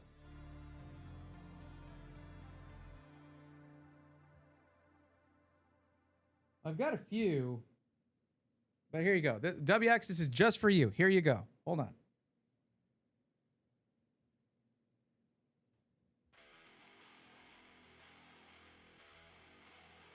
There you go. That was for you, buddy. I wonder why he doesn't use that one more often. I just don't. Okay, but you're welcome. Yeah, you asked for it. Okay, but I can be louder if I talk close to the mic. It sounds like I swallow. No, that's called the proximity effect. That's called the proximity effect, okay? It's just that, like, you're getting closer, and the frequencies that would normally escape or are quieter in sort of the frequency range of your voice, it's right into the capsule. This doesn't even let me get a proximity effect. I'm pulling this thing back off. Hold on. Proximity effect. See, right now you're getting a different, like if I'm right here, you get what I normally do. This is a healthy distance from a dynamic microphone. But if someone is just really trying to just be a little bit creepy, they might get right up on the microphone like this. And that gives a proximity effect. When I'm angry, I do that. I would do that sometimes with my Super 55. And it was it's definitely a vibe. Okay, well, so I'm also 22. Okay, cool. But I don't, and super excited for Crimson Desert. But I don't think I'll be able to finish it just like Elden Ring. The fun goes away, or either I take a break and then never return to it. Play shorter games? I don't know. Yeah, play shorter games, honestly. Don't let it get to you if a game doesn't hold your attention long enough for you to finish it. That's not your problem. That's the game. It's not, or it's not suited to you or something. Any advice to enjoying these games to the fullest? Because right now I have time to play, but later with jobs and family. I mean, look, first off, vary your gaming experiences. Try games that you're not necessarily like, I don't know if I would like this one. If it's a shorter game or an indie game, give it a shot. Like I honestly wasn't sure whether I would like Stardew Valley when it came out. I have hundreds of hours in Stardew Valley. I just ended up really loving it, and it was very relaxing to play, but there was like more to it. And then there was all the expansion, like all of the mods and stuff. It was so cool, right? But I'm not saying you need to play it.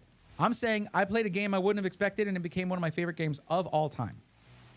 I don't know. Just try playing some games outside your norm, outside your sort of gaming comfort zone, right?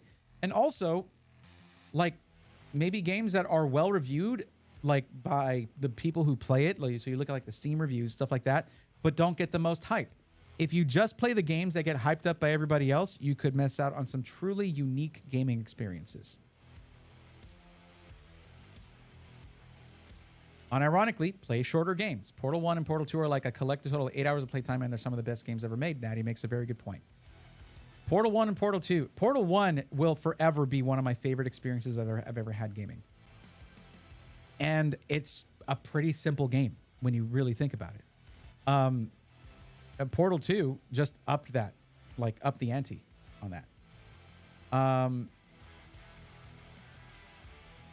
Also, one thing I started doing whenever I didn't have as much time for gaming is whenever I was going to watch videos or something, I would watch Let's Plays on in the background while I'm working or doing things like that, because you can sort of or like you can have some, oh my God, it's such it's a normal concept. Vicariously, you can vicariously get these experiences through some really great content creators out there who do really good Let's Play content.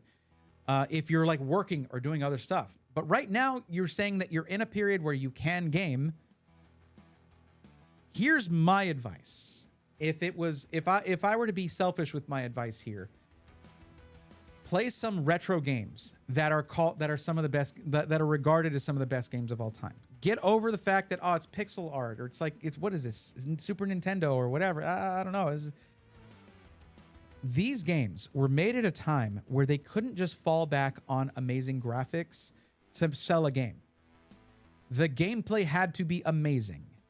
They had to have incredible environmental storytelling, because they didn't have voiceover to tell you, hey, this is what happens in the story you're playing. The simple environmental storytelling that happens in Super Metroid, widely regarded as one of the greatest games of all time. Literally why so many people still play the game now and speedrun it and just fawn over it and say it's so good. I don't know why they would think that. It looks old. No, stop and really look at it. Look at the pixel art in Final Fantasy VI, marketed in the North America as Final Fantasy III. Look at the pixel art. Listen to the music. Like, what these game developers did. And yes, I'm mostly talking about Super Nintendo, because to me, that was the greatest era of retro gaming, was the Super Nintendo. The peak of pixel art. And, well, I mean, unless you're talking about specific games that were on like PS1 that were still pixel art, but still went even crazier. But no. Like 16-bit pixel art, stuff like that. It's just, it's what they were able to do with the limitations they had. It's incredible. Incredible. Play some of those games. Like, so let me see. Greatest of all time for Super Nintendo. Chrono Trigger, Final Fantasy 3 or 6. It's the same game. Okay, in Japan it was 6. North America it's 3. Super Metroid. I know I'm missing one. What's the one I'm missing? I'm missing one. Why is it not popping into my head? I'm missing one. Oh, Mega Man X. Mega Man X and X2 by extension. Mega Man X is, oh my God, it is a perfect game. It is a perfect game. Mega Man X is like it's like, to me, I look at Super Metroid, it has some flaws. Still one of the greatest games of all time. Mega Man X somehow managed to be a perfect video game. Link to the Past. How was I forgetting Link to the Past? Because I don't know. Of course, Link to the Past. Literally my favorite Zelda game. How did I forget my favorite Zelda game? Mega Man X, Link to the Past, Super Metroid, Final Fantasy III, Chrono Trigger. That to me, those are all, I don't know. I put myself on the spot, Lux. Thank you. X2 is better than X. Sorry. I already said Mega Man X and by extension, Mega Man X2.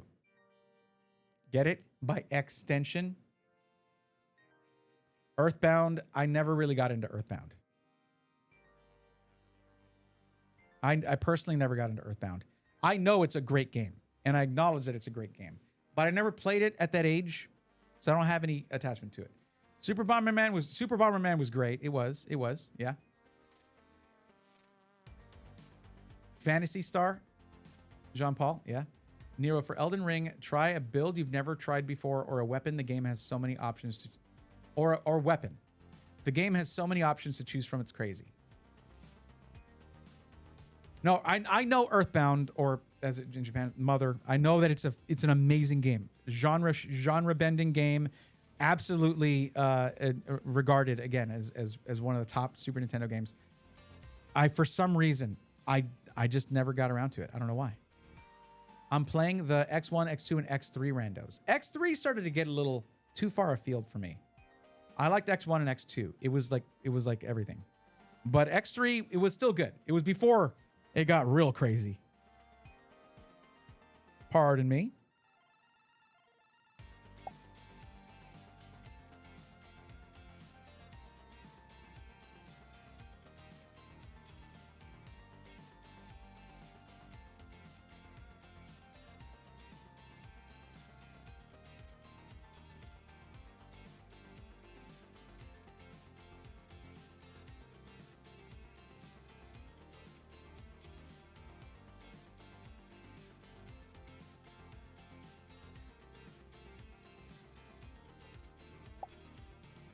Lux, I want you to know, I feel like an actual fraud for not mentioning Link to the Past. I played so much of that game.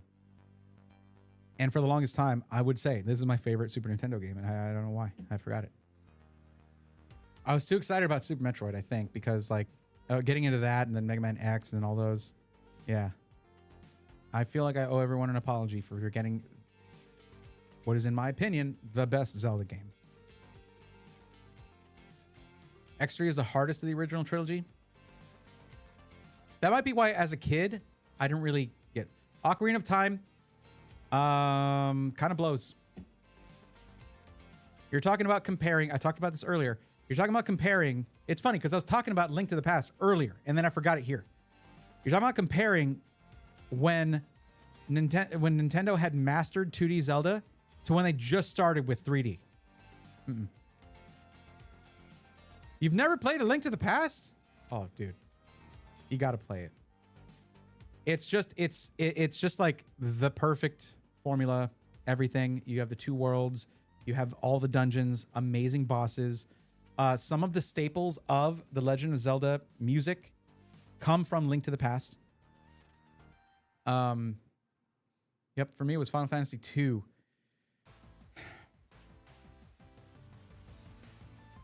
Can I be honest? I actually prefer 2 over 3 because that was my first Final Fantasy game that I ever finished as a kid. Link to the Past is what I credit, though. Like, well, it's Final Fantasy II and Link to the Past kind of in equal measures here. That before those games, I played video games. After those games, I was a gamer. You know what I mean? My hot take is that Ocarina of Time and Majora's Mask kind of suck. For the time, they're great, but for the standards of the games I grew up, they didn't age. They didn't age well. They did not age well. And I'm going to say this, and some people might very vehemently disagree with me. Wind Waker is kind of annoying to play. Y'all, some of y'all watched me try to play it on Sunday streams when I used to game on Sundays, which I say that there's multiple eras of me having Sunday gaming streams and then changing it to more PC matchmaking and back and forth and back and forth. But like, I hated the controls in Wind Waker. Hated them. They still had not mastered 3D Zelda. Honestly, if you play the controls of like Breath of the Wild or Tears of the Kingdom, the 3D controls are so good. Like, you can't go back. And I never really put a lot of time. I never really played a lot of. I think I had started playing Twilight Princess. I did play through all of Skyward Sword. And they just do these things, like insisting on motion controls. Nintendo's got to stop this weirdness with controls like that. And they kind of did with the Switch. You have the option of doing certain motion controls and stuff, but there are some games where it's motion controls, and it's very annoying. It's very few, though. It's few and far between that you're required to use motion controls in some of these. Zelda is the original. Zelda 2 is the experiment, yes. Zelda Link to the Past is the masterpiece. Thank you. Ocarina of Time is trying to translate the masterpiece in 3D, and it just doesn't work. My favorite comparison for this, my favorite video on this topic, it's a pretty old video, and it makes me sad to think about because Aaron Egoraptor Hansen should absolutely have kept Sequelitis going as a series. But the Legend of Zelda video, where it's Link to the Past versus Ocarina of Time, is a fantastic take on both of those games. And there are some negatives for Link to the Past as well. In terms of the fact that they were like, hey, this is the formula, by the way. This is the formula now. This is how the formula works. And yeah, it's very formulaic. Obviously, that's like, there are people right now who look at Breath of the Wild and Tears of the Kingdom and say, please go back to the formula, Nintendo, right? Because of that formula working so well. But yeah. I like Wind Waker, but it's annoying at times. Thank you. Yes. But Nutty, sorry, see, I'm doing what Alucard was doing. Natty, excuse me. Natty, I don't think that's a hot take. I think there's a pretty strong contingent of people who feel that way. I might have went down a rabbit hole of bug Pokemon. That's Shackle. That sounds like Natty. Every time I pull a bug type full art, Natty's angry with me. I still like to bust out my NES and play games or my Sega Game Gear. The Game Gear. That was a heckin' chonker right there. And just play some of my favorite old games. Yeah. I must link to the past ancestors. I started trying out a bunch of demos. Right. Dead as Disco. It makes you bop. Interesting. John Paul. Phantasy Star was the game that got me hooked on the RPG games. Then Phantasy Star 3, Generations of Doom, and then the Lunar series. Never played Phantasy Star. Never played it. Old school gaming. Indeed. Old school gaming.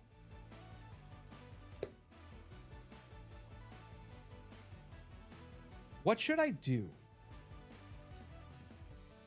I've got a lot of cool stuff I could open. It is literally all Japanese or Chinese stuff, though. I mean, I really just have the Gem Pack Volume 4. I'm going to do one per stream of that, by the way. But yeah, we have Clay Burst. We have... And I had it listed here. What was it?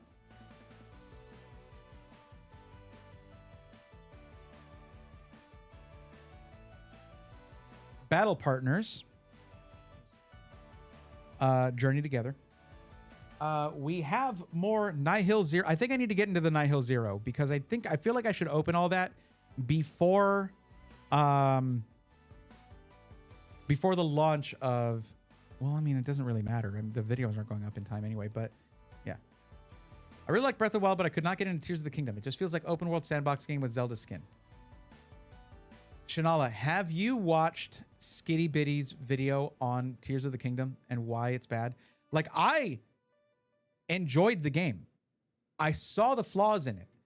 Like, I felt Skitty brings up a very good point about the difference in the narrative and the motivations between Breath of the Wild and Tears of the Kingdom. In Breath of the Wild, you literally have King Rum Bosphoramus Hyrule tell you, don't go right to Ganon. You gotta go get strong first. We know where Zelda is. Zelda is fighting off Ganon. You don't want to take forever to do this. You probably will if you're having fun, but go get stronger.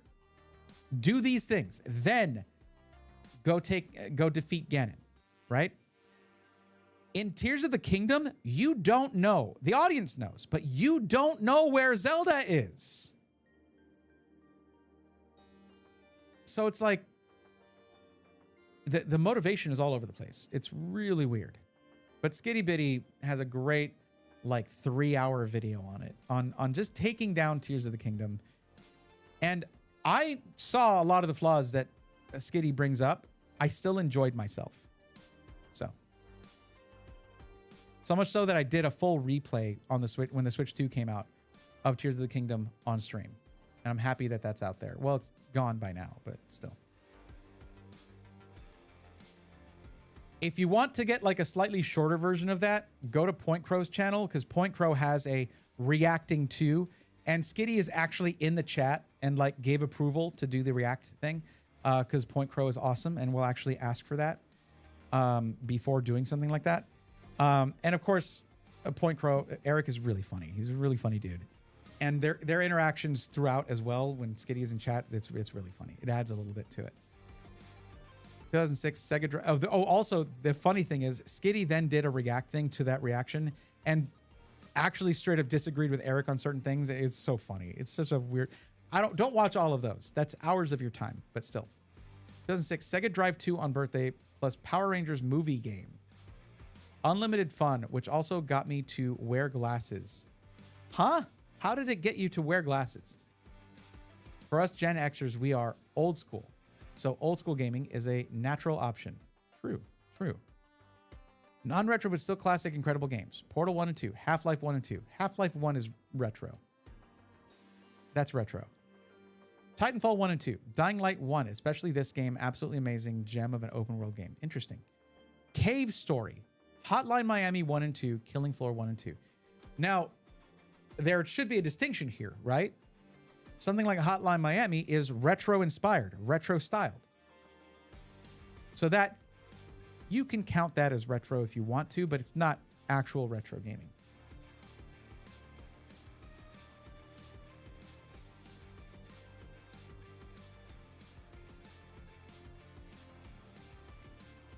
Also, I want to point out, I mentioned sequelitis earlier.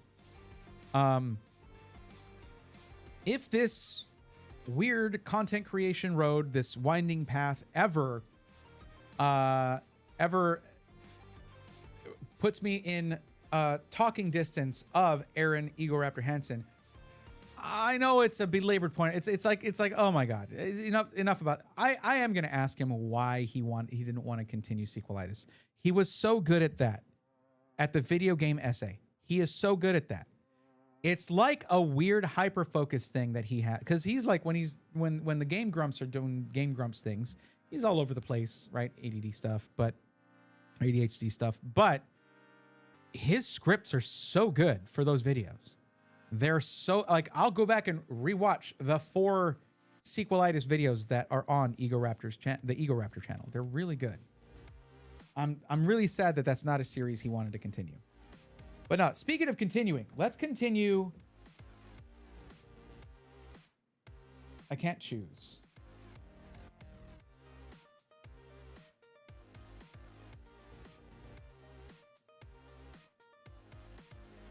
Because this is all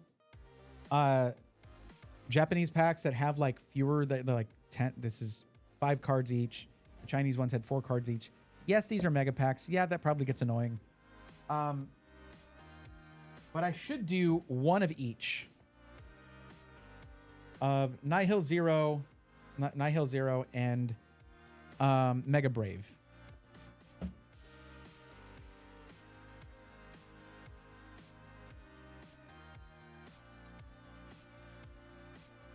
And we will save Terastal Festival for Thursday. I'll give myself a Terastal Festival break. One can only festival so much. That's great grammar, Bray. Good job. Before I do that, I am going. It is the time is approaching. I can't snooze ads anymore. I'm gonna manually run an ad on the Twitch side. Just 60 seconds, and it'll be back, and we'll continue. I'll just yap in the meantime.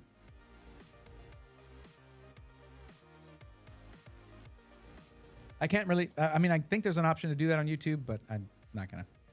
I don't know. I've never really done it. Because I would sit like a foot away from the CRT TV, and old consoles were built different. I remember that thing being yanked a bunch of times while I used to play, and Mom would call me to do chores. It's funny when you try to emulate 8-bit and 16-bit games, because those games, especially 16-bit, really relied on the effect of CRT and how it would sort of take these pixels and sort of almost melt them together. You can see pictures of a CRT versus what shows up on a flat panel monitor, like an LED or an LCD or OLED monitor, and how it's just like the straight pixels, and it just sort of, you lose some of the effect, and it's kind of sad. But that's why there's a lot of like people who are really into speedrunning and do it constantly. They will get CRT monitors. The most desirable, of course, are PVMs. Go ahead and look up PVM on eBay. Yikes. PVMs are professional video monitors, and they are the cream of the crop when it comes to CRT. And I remember I was at TwitchCon 2024 when I was talking to Addy, or Epos Vox, about how I was getting more and more into watching speedrun. I wanted to do more. I was getting into doing some speedrunning and trying it out, things like that. And I was like, I'm considering getting onto retro hardware, the actual OG hardware. And he's like, I'm selling a CRT. And I'm like, yeah, I looked into the price of those. It was a choice between paying my way to TwitchCon or getting a monitor. No thanks. Oh, Addy is super cool. Yeah, we've chatted quite a few times. He's a good guy. We tend to hang out at TwitchCon now and then. I get to run into that. It's not like we talk all the time or anything. He's just a really cool guy. He has the coolest studio ever. Are you kidding me? There's a wall of screens, a wall of CRTs. But he was like, I'm selling one. And I was like, I can't afford it. He's like, yeah, you're probably not. Were you at TwitchCon this year? I was. Yes, I was, actually. I tend to go to TwitchCon as a fun thing, to meet other streamers, do things like that. I got to meet some science and tech streamers this time, which I hadn't for a while. I'm a little sad now because I'm so in this middle place now where I might not be focused on science and tech for much longer because of the market and the way things are going, that if I keep doing that, it's just going to kill my streams, essentially. Because I just started meeting science and tech streamers. I was at the science and tech meetup. I didn't go to that because I had just started meeting science and tech streamers. I wasn't in on the science and tech meetup, unfortunately, but I was hanging out with, I was in they had a Discord server for the OBS nerds, and that was fun. That was pretty cool. I got to hang out with them quite a bit. And that was all thanks to Finite Singularity, who is super cool. I don't know if you've met him, but I was gonna say, because it was small, I feel like I would have seen you there. Right. Yeah. Well, I mean, now I know. I mean, I found out after the fact about the science and tech meetup, unfortunately.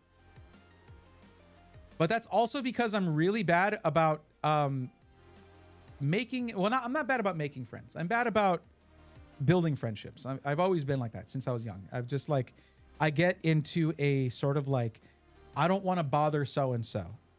And that's funny because I am in person a social butterfly, but when I'm sort of in my space here, I tend to feel like I would bother people by reaching out and chatting with them and just the normal social interactions that friends do. Yeah. I've not met him, but I'm familiar with him. Yeah, he's super cool. It was the absolute last thing they scheduled at TwitchCon. I was also exhausted, as was everyone else by the end. Yeah, I think I was asked about it, like, hey, why didn't you go to the thing? And it was like after TwitchCon. And I was like, nobody told me about it. But also, I'm not that big of a science and tech streamer. And when it comes to being a YouTuber, I'm also not a huge YouTuber, you know? If someone's just starting out and they hear, oh, you got like 40K subs, that's a lot. That's amazing. Yes. You have to understand. I go to LTX and I'm like chatting with Jay's 2 cents. He has a lot more than me. It's ridiculous. You know, it's easy to feel out of place then, but especially because I plateaued because of my content. I was talking about this earlier, but about how I'm even for the tech channel. I'm like, I'm not letting it die, but the content has to change from deal of the week kind of SI weekly kind of stuff, because none of it is evergreen and people shouldn't subscribe to that. They subscribe and they're going to keep getting videos suggested to them, showing them deals that they missed out on because they bought an earlier one. It's buyer's remorse, neatly wrapped and neatly gift wrapped and given to you in the shape of a subscribe button. Not good, but more evergreen content is the goal. I don't know. We still got you have an LG CRT. Nice. I still remember I had a Sony like flat CRT, and I think it was did it have HDMI? I don't remember. It was really late in the sort of CRT technology. I wish I had that TV still. Anyways. But yeah, I don't know. If you ever see a video or something and it's like, hey, here's how to succeed as a content creator, there is no one way to do it. You have to sort of find your own way. And I feel like I lost that. I had it for a while, but it was too dependent on a turbulent market. I've never been overly attached to the idea of becoming a famous YouTuber. And thankfully, that's a good thing, because that is such a rare thing to actually happen. The only goal I had was to do it for a living, and I get to do that. And I've gotten to meet a lot of my heroes. And 99% of them were totally awesome. And so I suggest, yes, meet your heroes. Go for it. And I have found new heroes and people to look up to. And just, I've gotten to talk for a living. It's fantastic. I don't think I've ever seen a CRT with HDMI, just DVI. DVI was probably it. That or no. Lux. It was component, meaning like the RGB plus left and right. So the 5 connectors. That's what it was. It's like 5 different RCA connectors. That's what it was. It was like sort of an HD kind of deal, but on a CRT. It's weird. It was weird. It also had a built-in DVD player. Like the little pop-out thing. It was a weird TV. I miss that TV. It was really cool. I remember playing Gran Turismo 3 and 4 on that thing. And GTA 4. And all those games. Oh yeah, I had a Trinitron with component in. Right. Component wasn't that, like, it goes back a little while. Yeah. I still have a true flat Sanyo 20-inch CRT. Sick. CRTs are tough because they're so heavy. Like, they're so heavy and unwieldy. Trying to fit one into a setup is a challenge. But it's a challenge I would love to take on.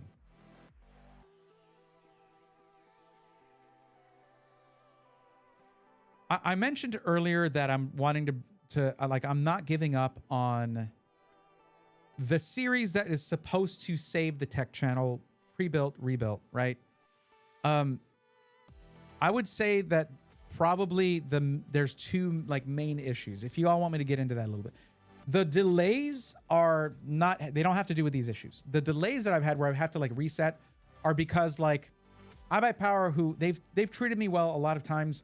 They didn't get it when it came to pre-built rebuilt, even though they wanted to be part of it. They didn't get the fact that they weren't going to get, I can't do it and give them a PC back, but that's how they do it with reviews and other things like that, collaborations. They expect a PC back at the end. That's just how they always work. But like I'm modifying it to where it's unrecognizable, right? So eventually they were like, hey, we're going to pull out of that, but we want to work with you on other things. And I'm like, okay, that footage has to go then. And I'm starting. And then also one of the primary sponsors, they wanted to sponsor all 4 of the first episodes, was Deep Cool, who got sanctioned and blacklisted to sell in North America, or the US specifically, just the US, excuse me, not North America.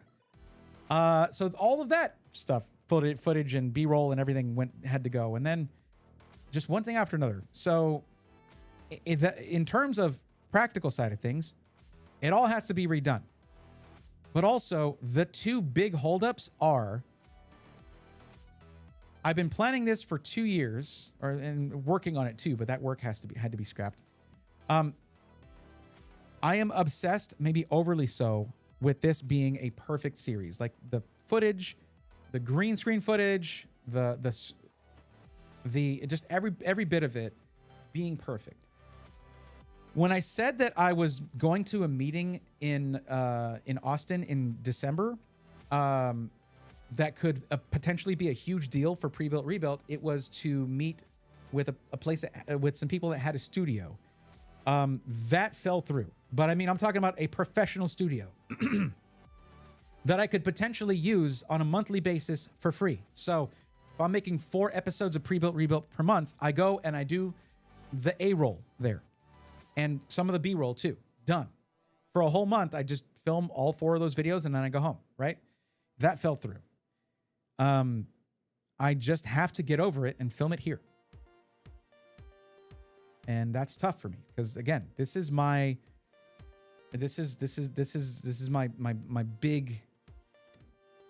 baby, you know. This is the series that I want to last forever. The evergreen content I've been wanting to make for the longest time. The other side of it is I don't script anything. I do not script anything. These need scripts. I creative writing I can do. I can write a script, but I'm not used to approaching a tech video with a script in mind. I'm not used to doing that.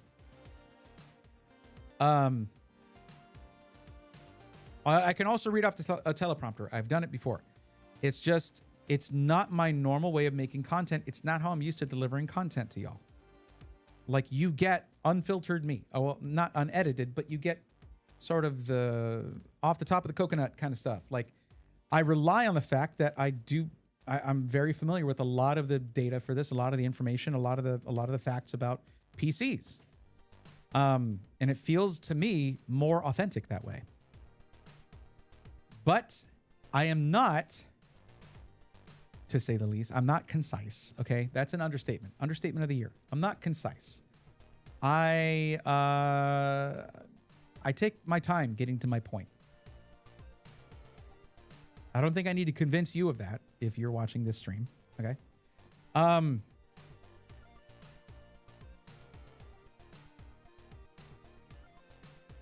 Anyway, teleprompter for the win. Yeah, I have the Elgato prompter and it's a pretty cool little device. I might want to get the XL though and put the Elgato prompter itself just back into this setup. But the XL, so I can stand a little farther away and all of that. Yeah. Oh, my CRT new in 1999. Nice. Oh yeah, is understandable. I do like iBuyPower. Always had a good experience with them. And that makes a lot of sense. They have world-class customer service. But it's just their marketing department is a department. They have a, yeah, it's a committee basically almost. Just about that kind of thing. Red, green, and blue for the video and then yellow and white for the audio. It was, or it's red and, well, I don't know. I've messed with component for a while, but yeah. Okay. I didn't realize how late it was getting. You guys. Time just flies when we're talking. What do we want to do? Okay. Put a 1 in chat if you want me to open Nihil Zero, which is Perfect Order, the new set that's coming out, but in Japanese. Or put a 2 in chat if you want me to open Mega Pack of Mega Brave, which is for Mega Mondays. 1 in chat for Nihil Zero, 2 in chat for Mega Monday. Okay, all right. That's a 2. That's another 2. Another 2. It's 3 2s.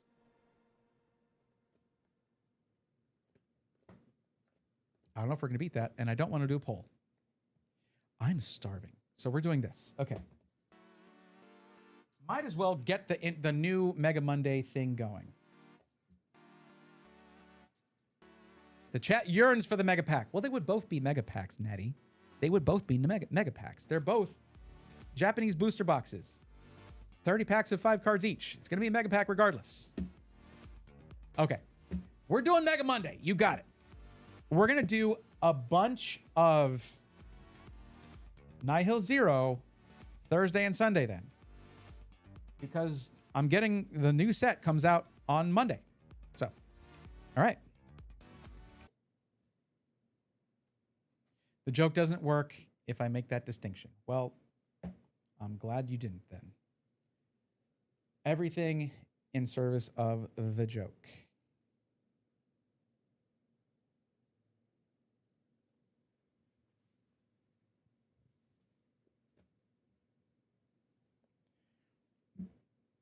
Okay.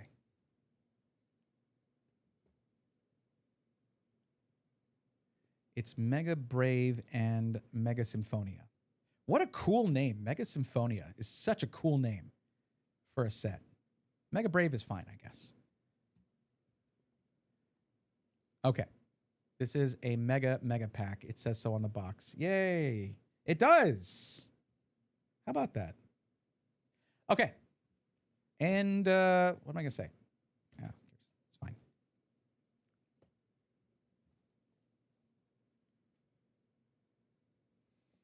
If you thought Mega Mondays were over just because I finished off that last booster box, you would be incorrect.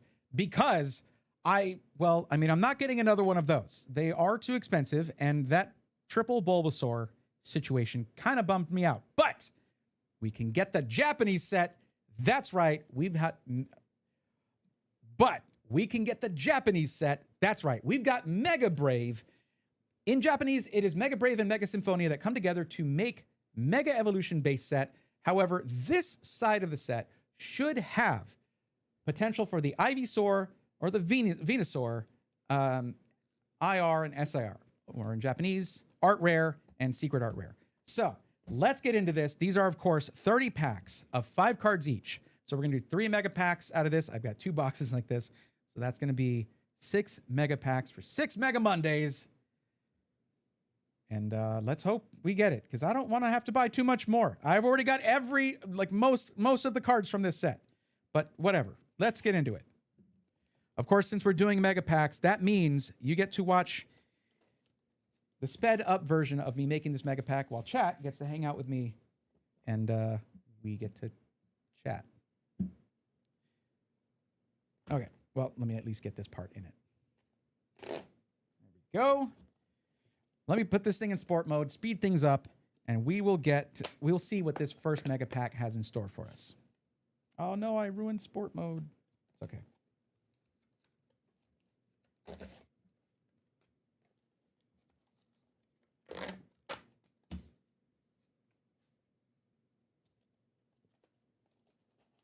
I like putting these in the display mode, basically. Like this is what you would see in a store. So I like that. Pretty cool.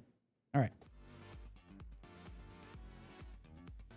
2, 3, 4, 5, 6, 7, 8, 9, and 10. I cannot wait till the actual new microphone for this setup comes in. I am just testing this one right now, and I actually really like it. It's going to be great in the other setup for gaming and ripping packs there.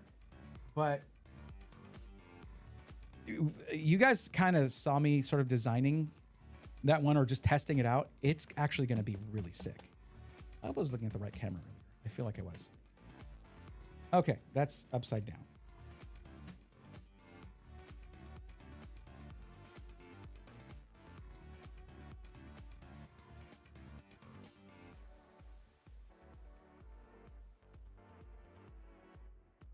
Where did I put them? Where did I put them? There they are.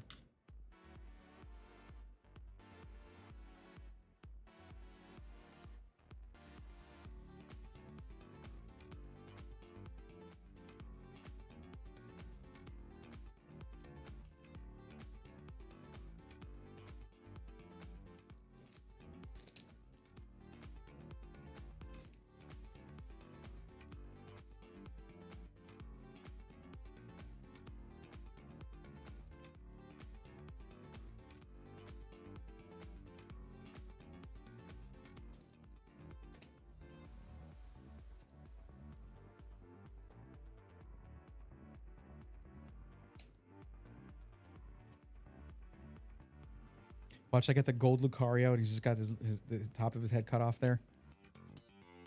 Oops. It's in the name of efficiency, okay? Okay, we're taking off the back. Oops, I didn't mean to look at that. It's just a comment anyway, but taking off the back two to make all them reverses and rares, hits and hollows.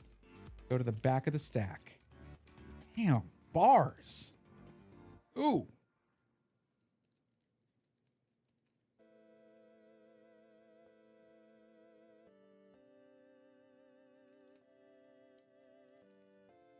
You can't write this stuff, all right? Yeah, I guess you could, actually.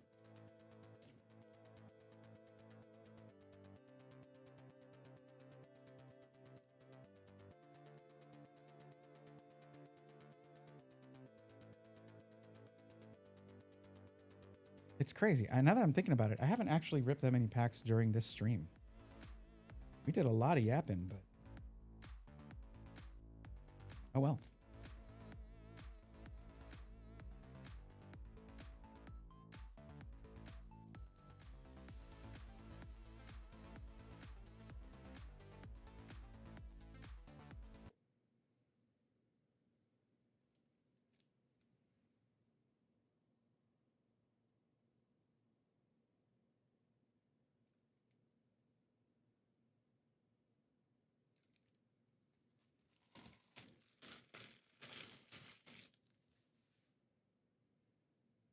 All right, there we go.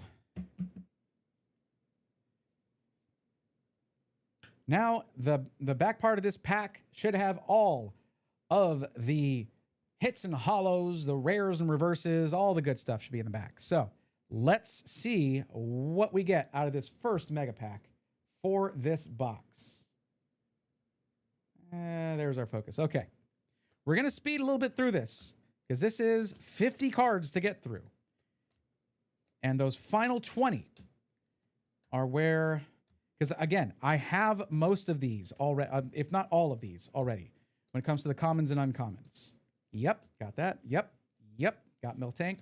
Yep, Riolu. Yep, Ivysaur. Yep, Makuhita. Yep, Gimme Gold. Got all of them. So once we see something, oops, let's not skip anything. Sorry, Toxicroak. And there we go. This is where we're getting to the final 20 here. We have a Hollow Dialga. Soul Rock. It doesn't mean they're all going to be... this is not like a high-class box. Yo, Mega Venusaur EX. All right. Not the one I would have wanted. Not the SIR, but still. That's a Mega Venusaur. That's a hit. All right. Lunatone. All right. Lunatone Hollow. I might as well put that here. Ninetales. Lily's Determination. Okay. Mega Mawile EX. Okay. Another EX. All right. We do have both of those already. So there's Determination. Hariyama Hollow. Goldango. Are you kidding me? Not here too. No. Come on. That's the fourth one. You please. I can't. I went to another, I bought another country's product to get away from this. Okay, all right. Well, that is so funny. That is so funny. Oh my God. Okay. Hi, Bubby. Welcome home. You got plenty of friends.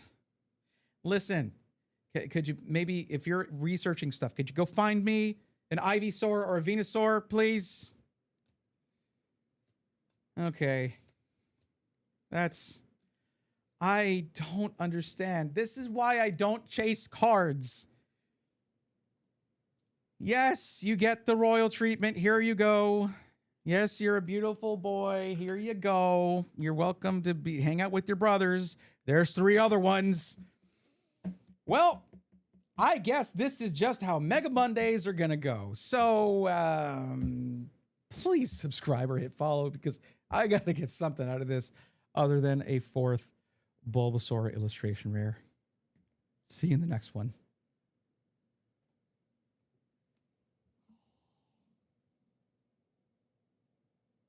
Yeah. Oh, he's right on my heels too. Oh my God. Come on, please.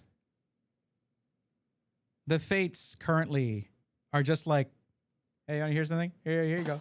Yeah, good one. Okay. I don't think y'all... Okay, so just to be clear, what happened was I bought an enhanced booster box at first. It came with a stamped promo version of this, okay?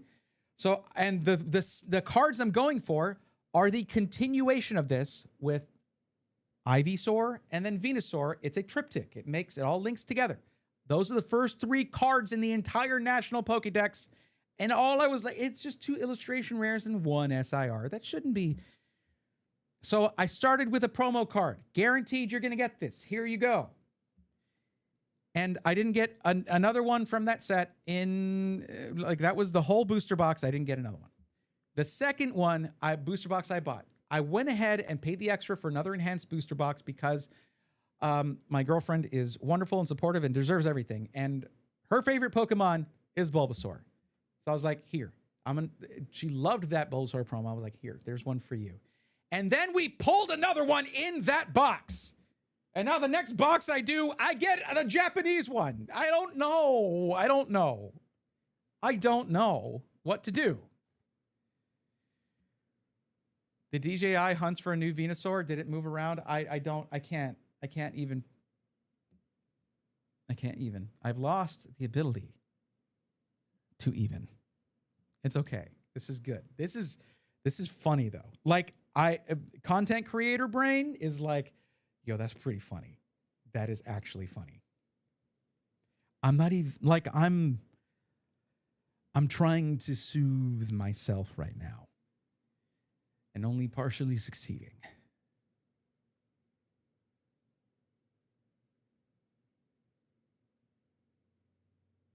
It's very funny for the video though. But I will cease laughing at like Alex Ketchum trying to get the Lovebirds and Kiki Rips trying to get the Behold Pikachu. I get it. I see you. And I get why these chases are so popular. I'm just glad I have found a more affordable way of failing.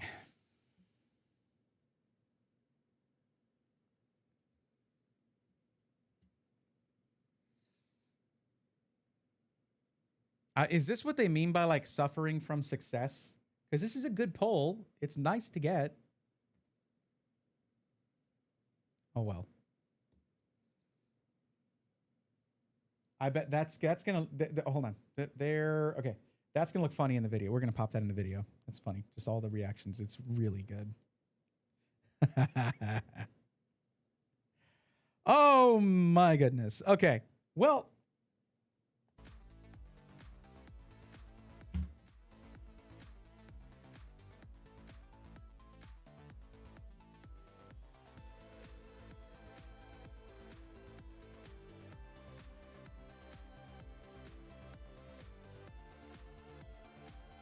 Okay, that was fun. We had fun.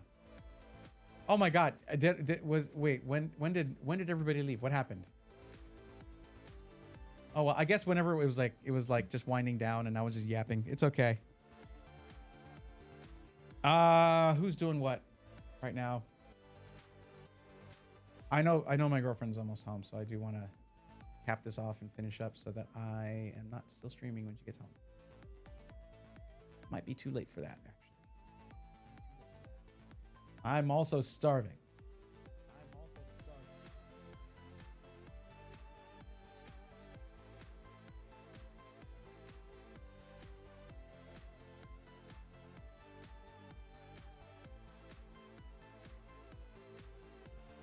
Wow, a lot of... Is this a Tuesday night? There's a lot of people streaming. What is going on?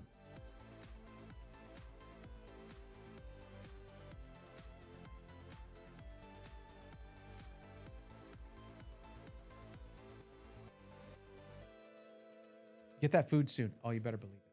I am doing that. Okay, I actually did look at that. If we were talking about retro gaming, Natty, so yeah, that works.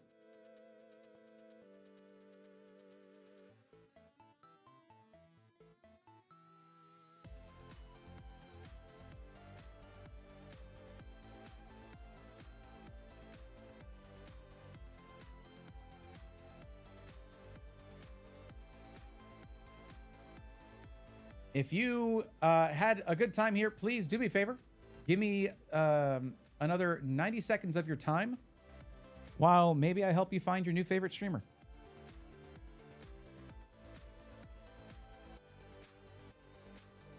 And we are going to be rating Morse Amalgam right now, who is playing Banjo-Kazooie. And yeah, let's if you do not mind. Okay, keep it up. I will do this in time. I just want to drop this for y'all. Here is a free thing you can put into chat if you're just following. And here is the message if you are subscribed. There you go. All right, let's do this raid. I will catch you guys on Thursday. And let's see if the hilarity continues with this. Plus, maybe, I don't know, potentially talking about a computer or two. I hope so. That's going to do it for this one. Thank you all so much for hanging out with me and making me part of the beginning of your week. Beginning-ish. I hope the rest of it goes really well, and I will see you Thursday. Until then, take care.